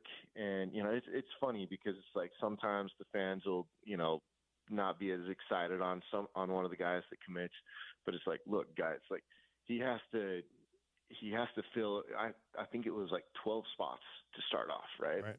And so not everybody is going to be a big time guy, at the same time too, you look at where Utah was, not everybody's going to be a big time guy, but you have to get those guys that fit those certain roles. And they're doing that right now. The one thing I still want to see is I want to see a bigger center come into play, because the two guys that they got that can play the position right now are both around 6'9". And you want to get a solid point guard as well that can run the show, not just somebody that's a combo guard that can, jump over and handle the ball the majority of the time and do it efficiently and enough, So Alex Jensen's been in the NBA for quite some time now. How does he get up to speed, especially kind of having to wait till the end of the NBA season? How does he get up to speed on the players that are out there? And, what's his strategy as far as finding them and also finding out who they are, just because he probably doesn't pay a whole lot of, or hasn't paid a whole lot of attention to it with being in the NBA. Yeah, he's spent a lot of time in the NBA and been away from college, but he still has a ton of connections that he's built up over the years, and so that's a big deal right there, And then you even just take a look at some of the connections that he has that we're able to trust him and take a jump back into the college game, and so that's huge. You take a look at Wes Wilcox taking a chance at being a GM. Rafael Chilius, the first assistant that Alex announced, was a gigantic hire. He's got connections everywhere, relationships everywhere, and so a lot of this first class, just like when Larry Kraskowiak first came to Utah, a lot of the first group of guys were DeMarlo Slocum's because of his recruiting ties and everything. A lot of these guys are Rafael Chilius's guys, and so he's I think it was you and me kind of talking about it on one of the past shows, just about his credentials and all the guys that he's put into the NBA, put it in the first round. He's a big deal for Utah to have, and as the staff filled out, the other guys are going to be giving their 2 cents. But yeah, a lot of this first class is him, and it's been a big deal that he was able to get on as early as he did, with Alex still doing the stuff with the Mavericks up until recently. Speaking of general managers, Shaq is the general manager at Sac State. What's your thought of that? Is it? It almost doesn't feel serious to me. Like I don't know. Well, I have a hard time taking. I think Shaq is funny, right? I know he's very competitive. He's a great, unbelievable player. Is this a serious thing? Is this just because of his son? What's your thoughts on Shaq becoming the GM at Sac State? I mean, a program like that doesn't have much to lose, So you take it, especially because he's doing that on a volunteer basis, So how much of it is he really going to be doing, and how much of it is him just making a phone call to somebody? Right. There's going to be the teams that are going that route. You look at the stuff with like Davidson and Steph Curry as well. And then there's the teams that took the bold move on being able to bring an assistant GM from the NBA level that has regular GM experience to Utah, and there's other teams taking note of that. And I know that there's been other moves kind of similar with pulling guys that way, maybe from like a little bit lower role. So that's what's going to be interesting these next few years is now that the teams have kind of figured out the GM role a little bit, there's those two angles, those two avenues that teams are kind of starting to go. Which one's going to be the most beneficial? So We'll see. I think it's a cool thing that, guys like Steph Curry and Shaq are doing though. Yeah, I agree. It certainly draws some attention to it. You just wonder, if you're a recruit, is Shaq going to move the needle for you? Does you go, oh yeah, I want to be here because Shaq's the GM, and or is it just all going to come down to but what are you going to pay me? Yeah, I mean it's going to be what can you pay me, but at the same time too, it's not like Sac State's got a whole bunch of money, so it's going to be. Okay, can I get my foot in the door here? What kind of connections am I going to be able to, open myself up to? It's a big deal with Bibby and Shaq, and so that is a nice selling point. We'll see how it goes at other places too. I like Utah's setup where, Chilius and Jensen and all the guys can go to Wilcox saying like, hey, we've got this guy, this and this. Look him up, just see, run all these background things. See where he fits in, see what makes sense from a NIL valuation wise, and make the judgments from there. I trust that a lot more, but again, we'll see. So back to Utah football, the latest transfer portal window is open and closed now. Gained a wide receiver, Larry Simmons from Southern Miss, lost Zach Williams to USC. What is the net effect of where the portal ended?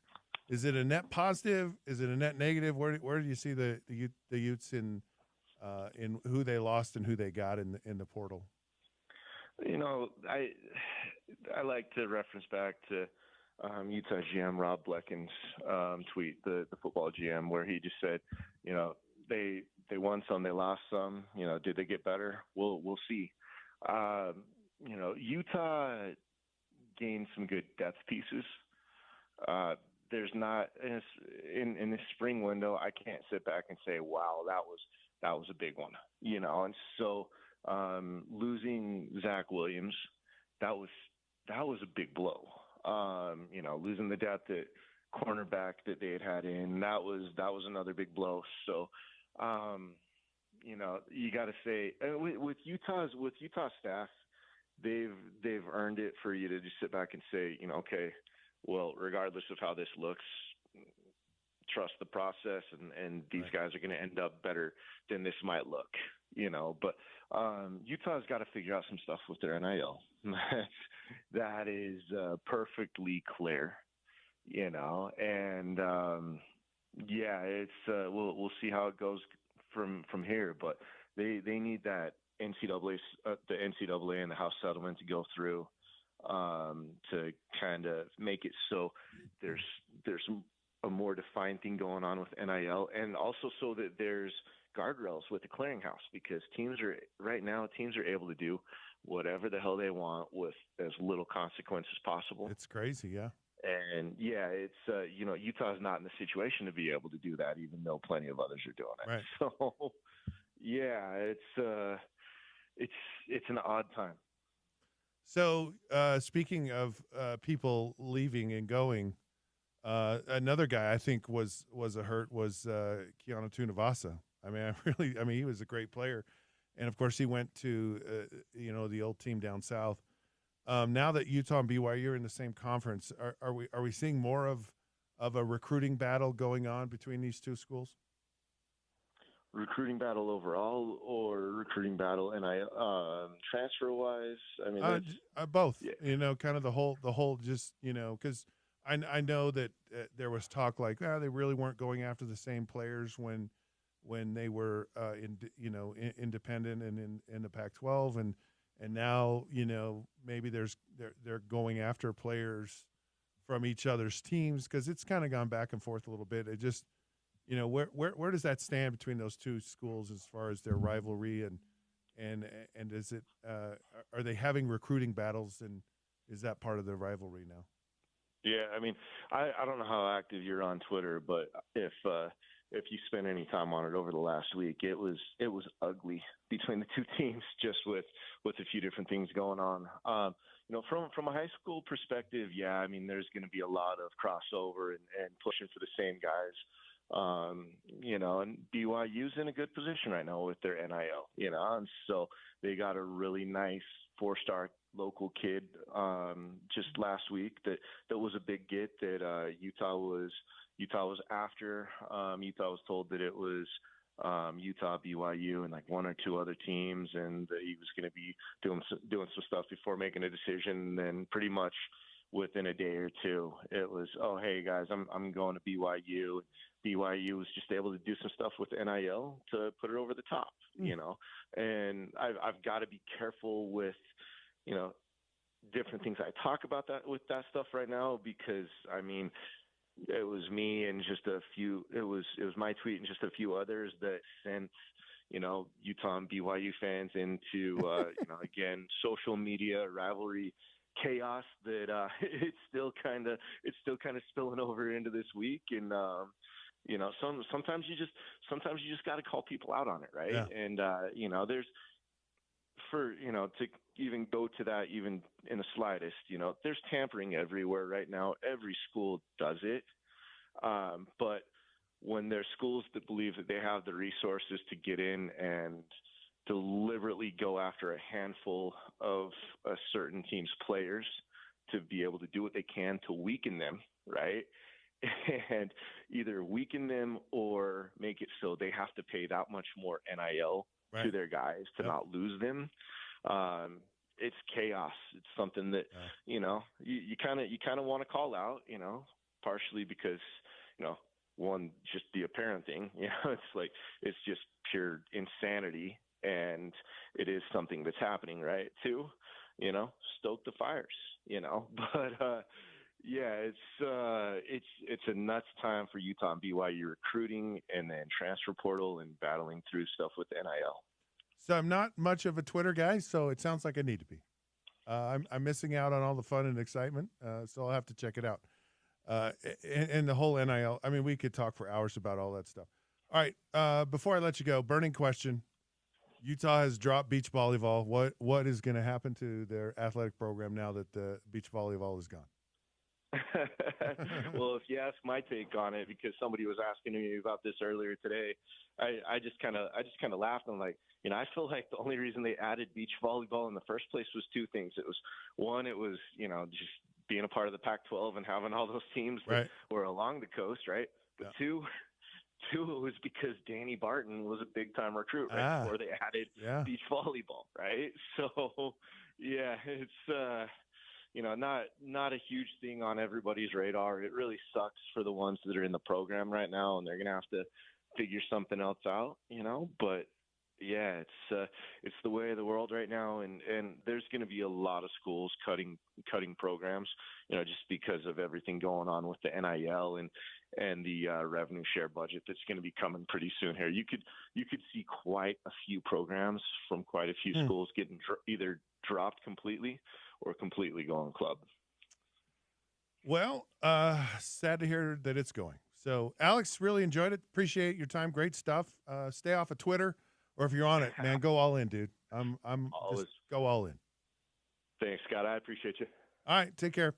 All right, there you have it, Alex Markham. He's the publisher of Ute Nation on Rivals. A lot of crazy stuff going on for the Utes. It's ESPN 792.1 FM's Festival of Tees, powered by the Utah Golf Association and brought to you by Mountain America Credit Union. Each day we're giving away free rounds of golf from the best courses in the state and beyond. Listen to the Down and Dirty with Scott Mitchell from 10 to 11. That's me.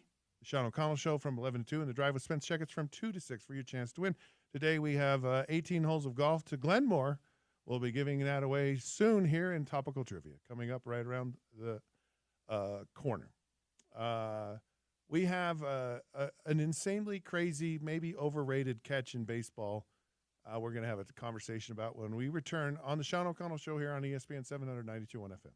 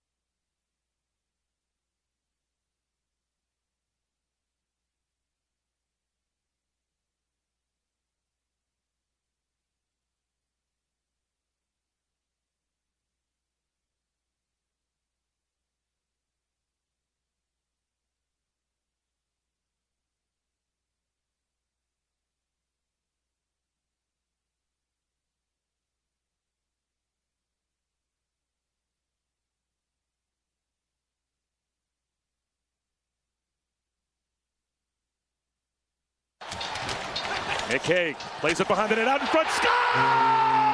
It's over! Howden off the one-touch feed. Vegas wins it in overtime.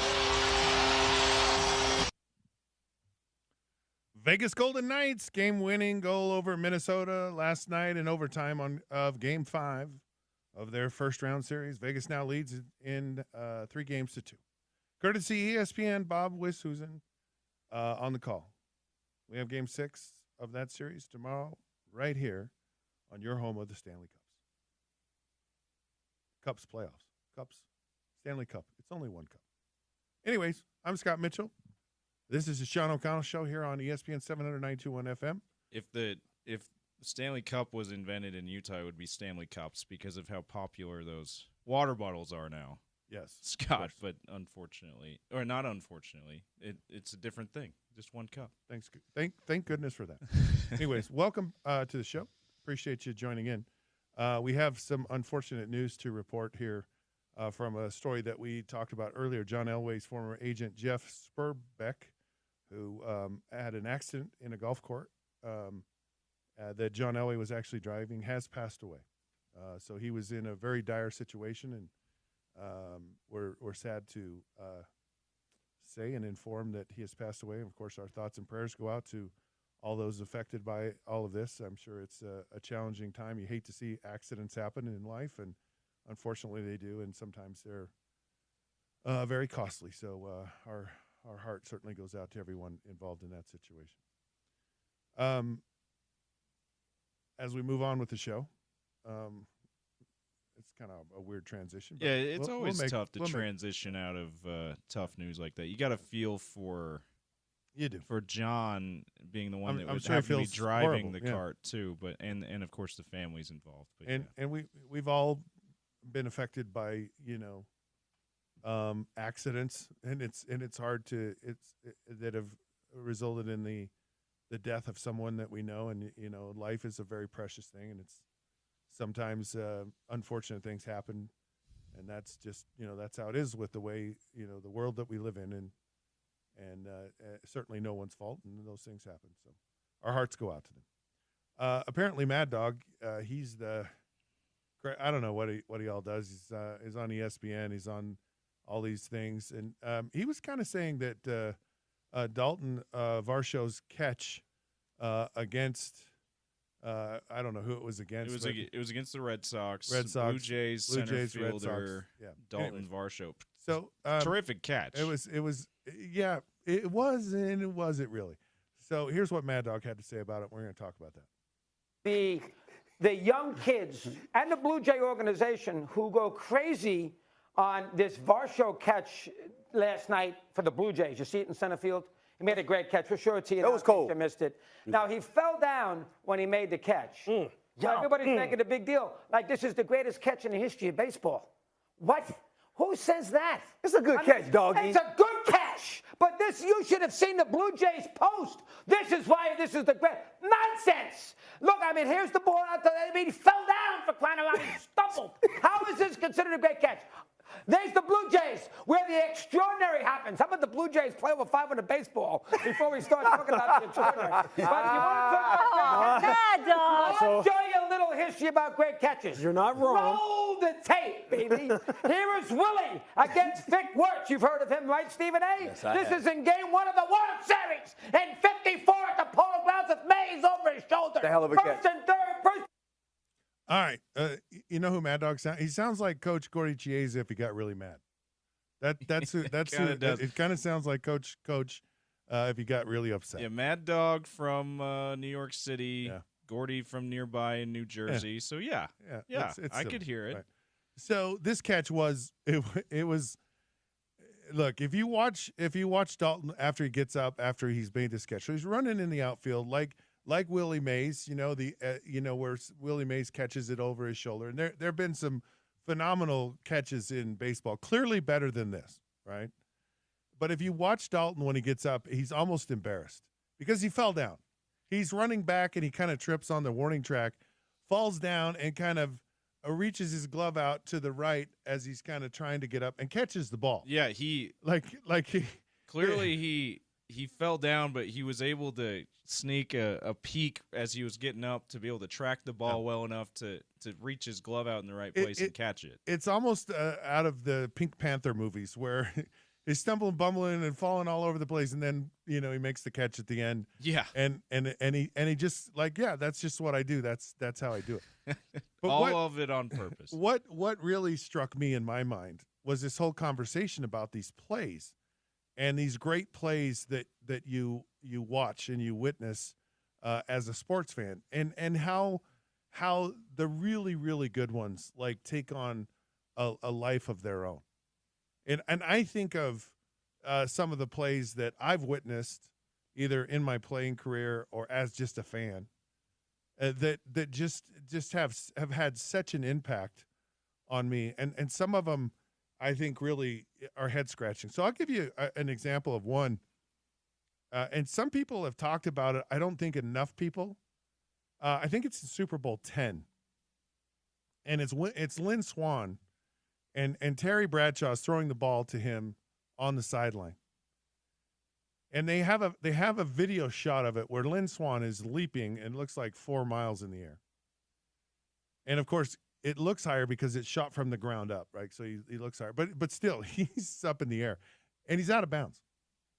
Like half of his body is out of bounds as he's jumping in the air, and he has the presence to somehow manage to get his feet in bounds after he catches. Unbelievable. Like Lynn Swann, some of the catches he made, incredible. Of course, we have the immaculate reception and all that stuff, and that's one of those memorable plays.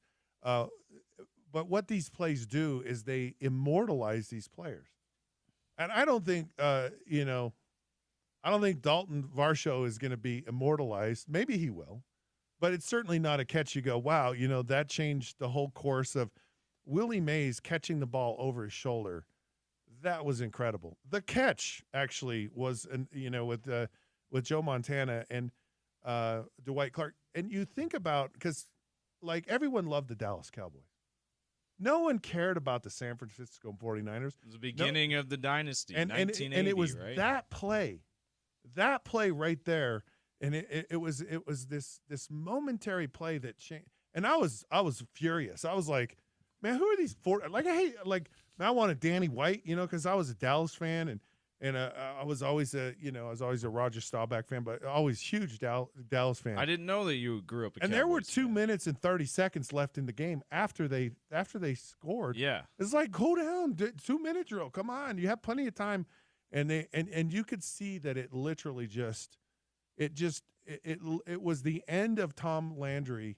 It was the end of that era with the Dallas Cowboys. I mean, they just the air just went out of the room. The on 80s were not a great decade for the Cowboys. And then I saw, and this, so I think the most comments I get in my life are when someone on social media somewhere, they post Barry Sanders' top 10 runs.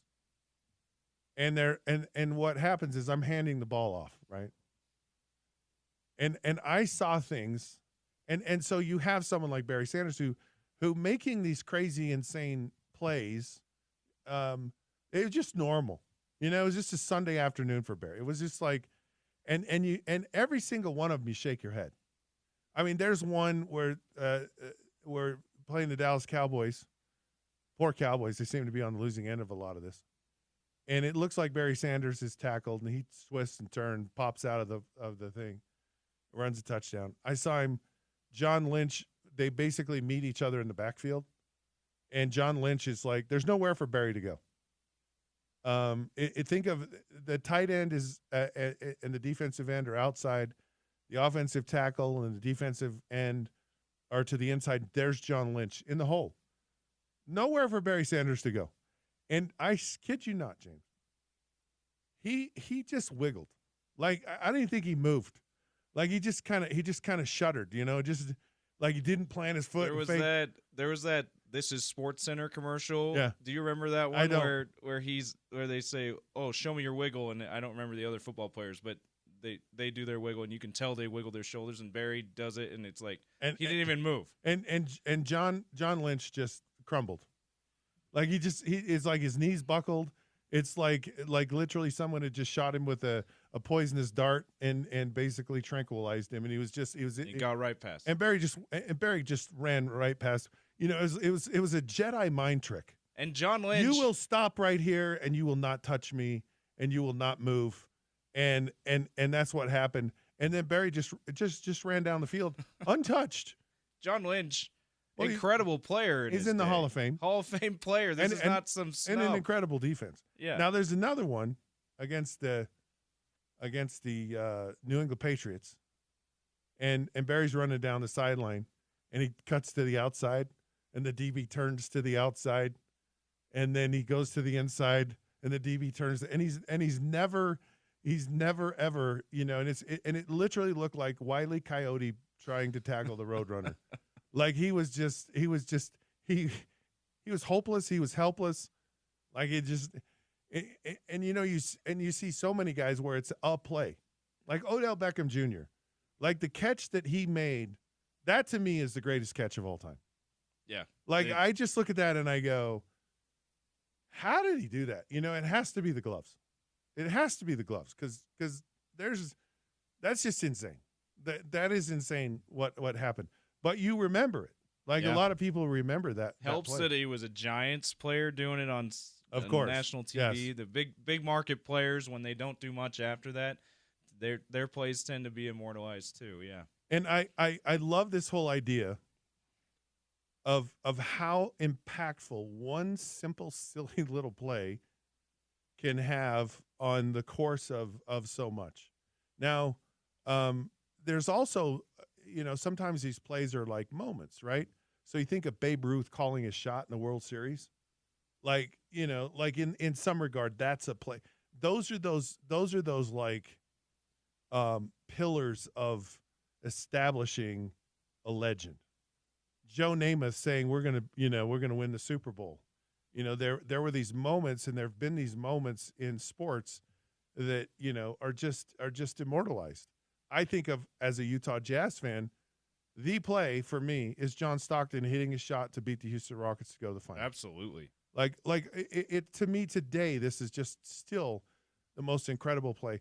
And it is because the Jazz struggled, and they really were trying to find footing. And Larry Miller was, you know, basically doing a juggling act just to keep the team afloat, keep the team here, not have it leave. To, you know, he just saw Utah as a pro sports destination, and John Stockton validating all of those years with that one shot in that one moment.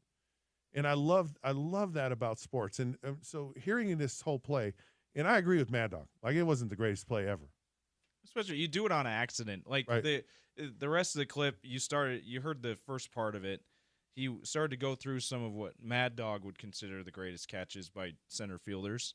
And the rest of those and outfielders in particular, the rest of those catches, they did it on purpose. It was a near impossible play, but they tried to catch it. They didn't follow. They fell when they caught the ball. They didn't fall and then catch up and look like they caught it on accident. So,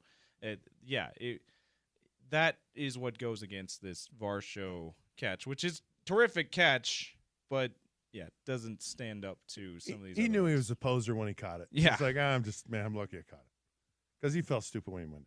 All right, we can take a break. We come back. Apparently, the NFL did not find the prank call to be very funny, and they put their money where their mouth is. Live Night Events presents the 2025 Granary Live Concert Series, powered by Nightingale College and Murdoch Hyundai, Utah's #1 Hyundai dealer, and one of our studio sponsors. Experience outdoor concerts in the heart of downtown Salt Lake, in the Granary District. Find more details on ESPN700sports.com. This is Sean O'Connell Show on ESPN 792.1 FM. Hey, we're going to do a little tropical trivia. And we got our guy, Spence Checketts, is in the house when we return to the Sean O'Connell Show here on ESPN 792.1 FM.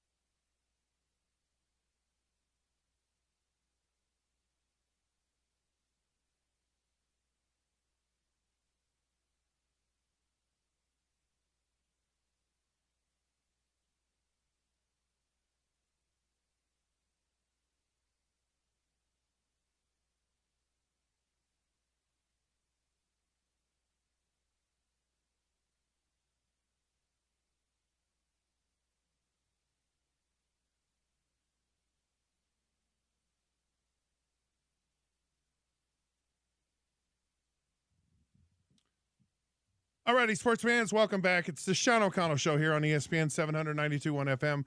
I'm Scott Mitchell, filling in for Sean today and tomorrow. So glad you could join us today. A lot of fun today. It's Honesty Day, by the way. So everyone has to tell the truth. You get a lie on April 1st, and you have to tell the truth at the end of April. So everything you've heard on the show today is 100% the truth.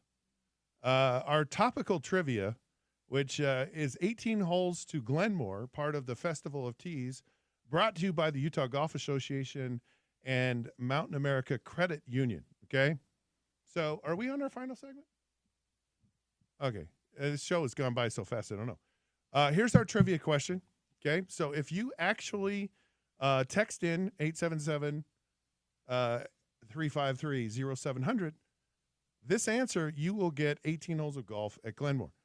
The secret I don't know why I call it tropical, but I do. Topical trivia, how many seats will the new Delta Center have in the hockey arrangement? Not the basketball, the new hockey arrangement, how many seats? Text it in, and you get to go play golf. All right. Our final segment's brought to you by Burt Brothers. Burt Brothers does it better. Joining us now, we're going to do a little crosstalk here with none other than Spence Checketts. Of course, the Drive with Spence Checketts is coming up here in a few minutes. So I was going to talk about this today.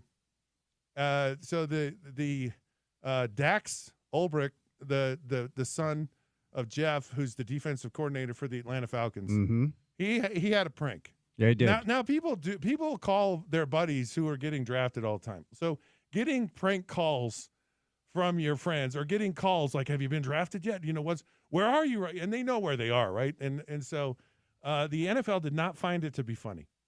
They fined the Atlanta Falcons $250,000, and they find Jeff Ulbrich, the D coordinator, so $350,000 prank phone call. And I personally thought they're not going to do anything on this, but they made an example of it, and they said, not funny. Any thoughts about that? I have a lot of thoughts, Scott. Share your thoughts, please. Well, here's the deal, because there are a couple of stories regarding this topic today. Tyrese Halliburton's father, yes, John. Yes. And here's the deal, Scott. Whenever a story emerges about the family member of a famous person, yes, it's never good news. No. Did you ever have a family member act a fool when you were playing football, whether in college? Because you were a famous NFL quarterback. Yeah. I'm not asking you to throw your crazy uncle under the bus. Oh, no, I'm just trying to think of all the I think I was probably the craziest one as it related to me. But here's the thing. You're the famous one. You're allowed to do that because you're in the arena. Right. Whenever a story emerges of a family member or a friend of the famous person, LeBron James famously had to tell his mom, like, please stop yelling at people in the arena. There are several examples of this, and we've got Jeff Ulbrich's sons. We've got Tyrese Halliburton's father. Yeah. Whenever a story emerges about the family member of the famous member of the family, it's never a good thing. And I'll tell you a funny story. I was actually doing radio at the time, and I didn't know this had happened. I woke up one day, and I was getting messages from people calling me all sorts of names. This, that, you idiot, what are you doing? Right. So what had happened is during a Knicks-Pacers playoff game at Madison Square Garden, my little brother Nate, who I love to this day, very fiery football player, and he was in high school at the time, so we're talking creatine, gains, lifting. Yeah. During a Knicks-Pacers game, after the Pacers had beat the Knicks and the Pacers were celebrating, and my little brother Nate picked up a towel that was soaking wet and threw it at Jalen Rose and hit him right in the face. So the story the next day was Dave Checketts' son throws towel at Jalen Rose. Right. And, of course, I'm somewhat of a public figure at the time, so everybody thought it was me. Yeah. And so I'm getting attacked left and right, direct messages, threats like, you moron, what is wrong with you?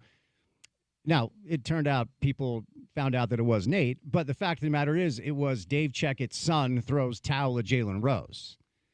When the story is about the family member, it's never a good thing. Let the family member be famous. And so while at the end of the day, was this somewhat of an innocent prank? Sure, but you got to know better than that. If I'm Jeff Ulbrich, I am irate at my kid because he probably was in danger of maybe losing his job.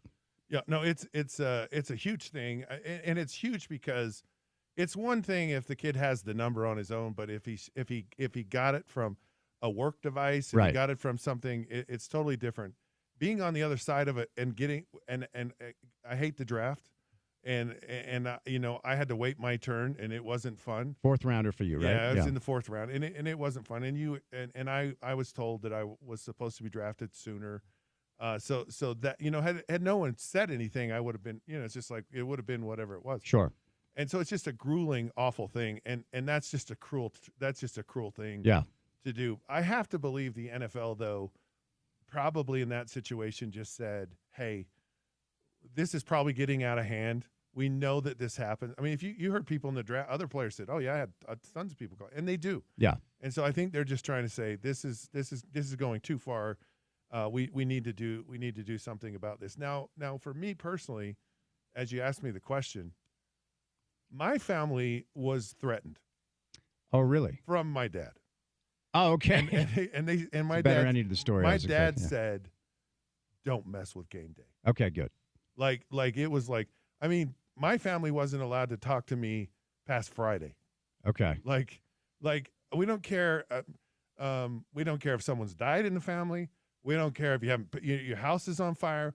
Nothing messes with game day. Okay. Okay. So you do not say anything. You don't talk to Scott. You don't look at him. Like it's it. And so my family grew up very well behaved. Now my mom, the first time she met Dan Marino, this wasn't a public thing, but so here I'm introducing my parents to the superstar, right? And he's just my teammate. Like this is a cool moment, And so my mom shakes Dan Marino's hand and she goes, "You have the wimpiest handshake I've ever." My mom says this to Dan Marino. And I'm like, "Mom," and she's like, "What? He does." That's hilarious. Stop, Mom. Just don't say anything more. So, and so later, Dan's like, "Man, I'm really sorry. Like I just didn't want to hurt your mom's hand. Sure. I was just trying to be respectful." That's funny. So my mom kind of tells it how it is. Yeah. But they respected game day. They were calm people. No, I love that. And ultimately, in the heat of the moment in competition, and especially when the outcomes of games matter the way that they do for a starting quarterback like you, or the way that they did for our family, that, the family livelihood was tied to results. The heat of the moment, right. You can say things you regret, do things you regret. I can remember back when old school NBA fans remember Charles Smith from the New York Knicks famously missed 4 layups in a row against the Chicago Bulls at Madison Square Garden. Michael Jordan and the Bulls went on to win. And Knicks fans swear to this day that Chicago fouled Charles Smith. No foul was called. Well, after the game, we walk up into the green room, and my mother, who is a 5'2", lovely, the best woman in the world, right. She is in David Stern's face, pointing at him like this, yelling at him, because that cost us the game, right. ultimately cost us the series. Yeah. And things like when we talk about officials getting calls wrong, when they lead, when bad calls lead to losses and lead to negative outcomes, they directly affect employment. Yeah. They directly affect livelihood. And that's why people get so passionate about it. I do think the John Halliburton situation last night was especially a bad look for a number of different reasons. I think it took away the moment from his son. And then don't do that to Giannis. Like the classiest NBA dude out there who handled the whole thing brilliantly. But I like that you brought up the topic because I'm going to talk about it today. Whenever a story emerges about the family member of the famous member of the family, it's never good news. Like Jackson Mahomes, right? Pat Mahomes' brother, who uses Patrick Mahomes' fame to build his TikTok channel and all his dances and stuff. So it's an interesting topic. I did want to ask you one thing before I let you get out of here. Hey, it's your show. We can. Well, I guess we are in drive time now. Shedeur Sanders falling to the 5th round. Yeah. As a guy, I didn't know that you felt like you fell that far, but you did fall to the 4th, and I think a lot of people thought you might be a first-day guy.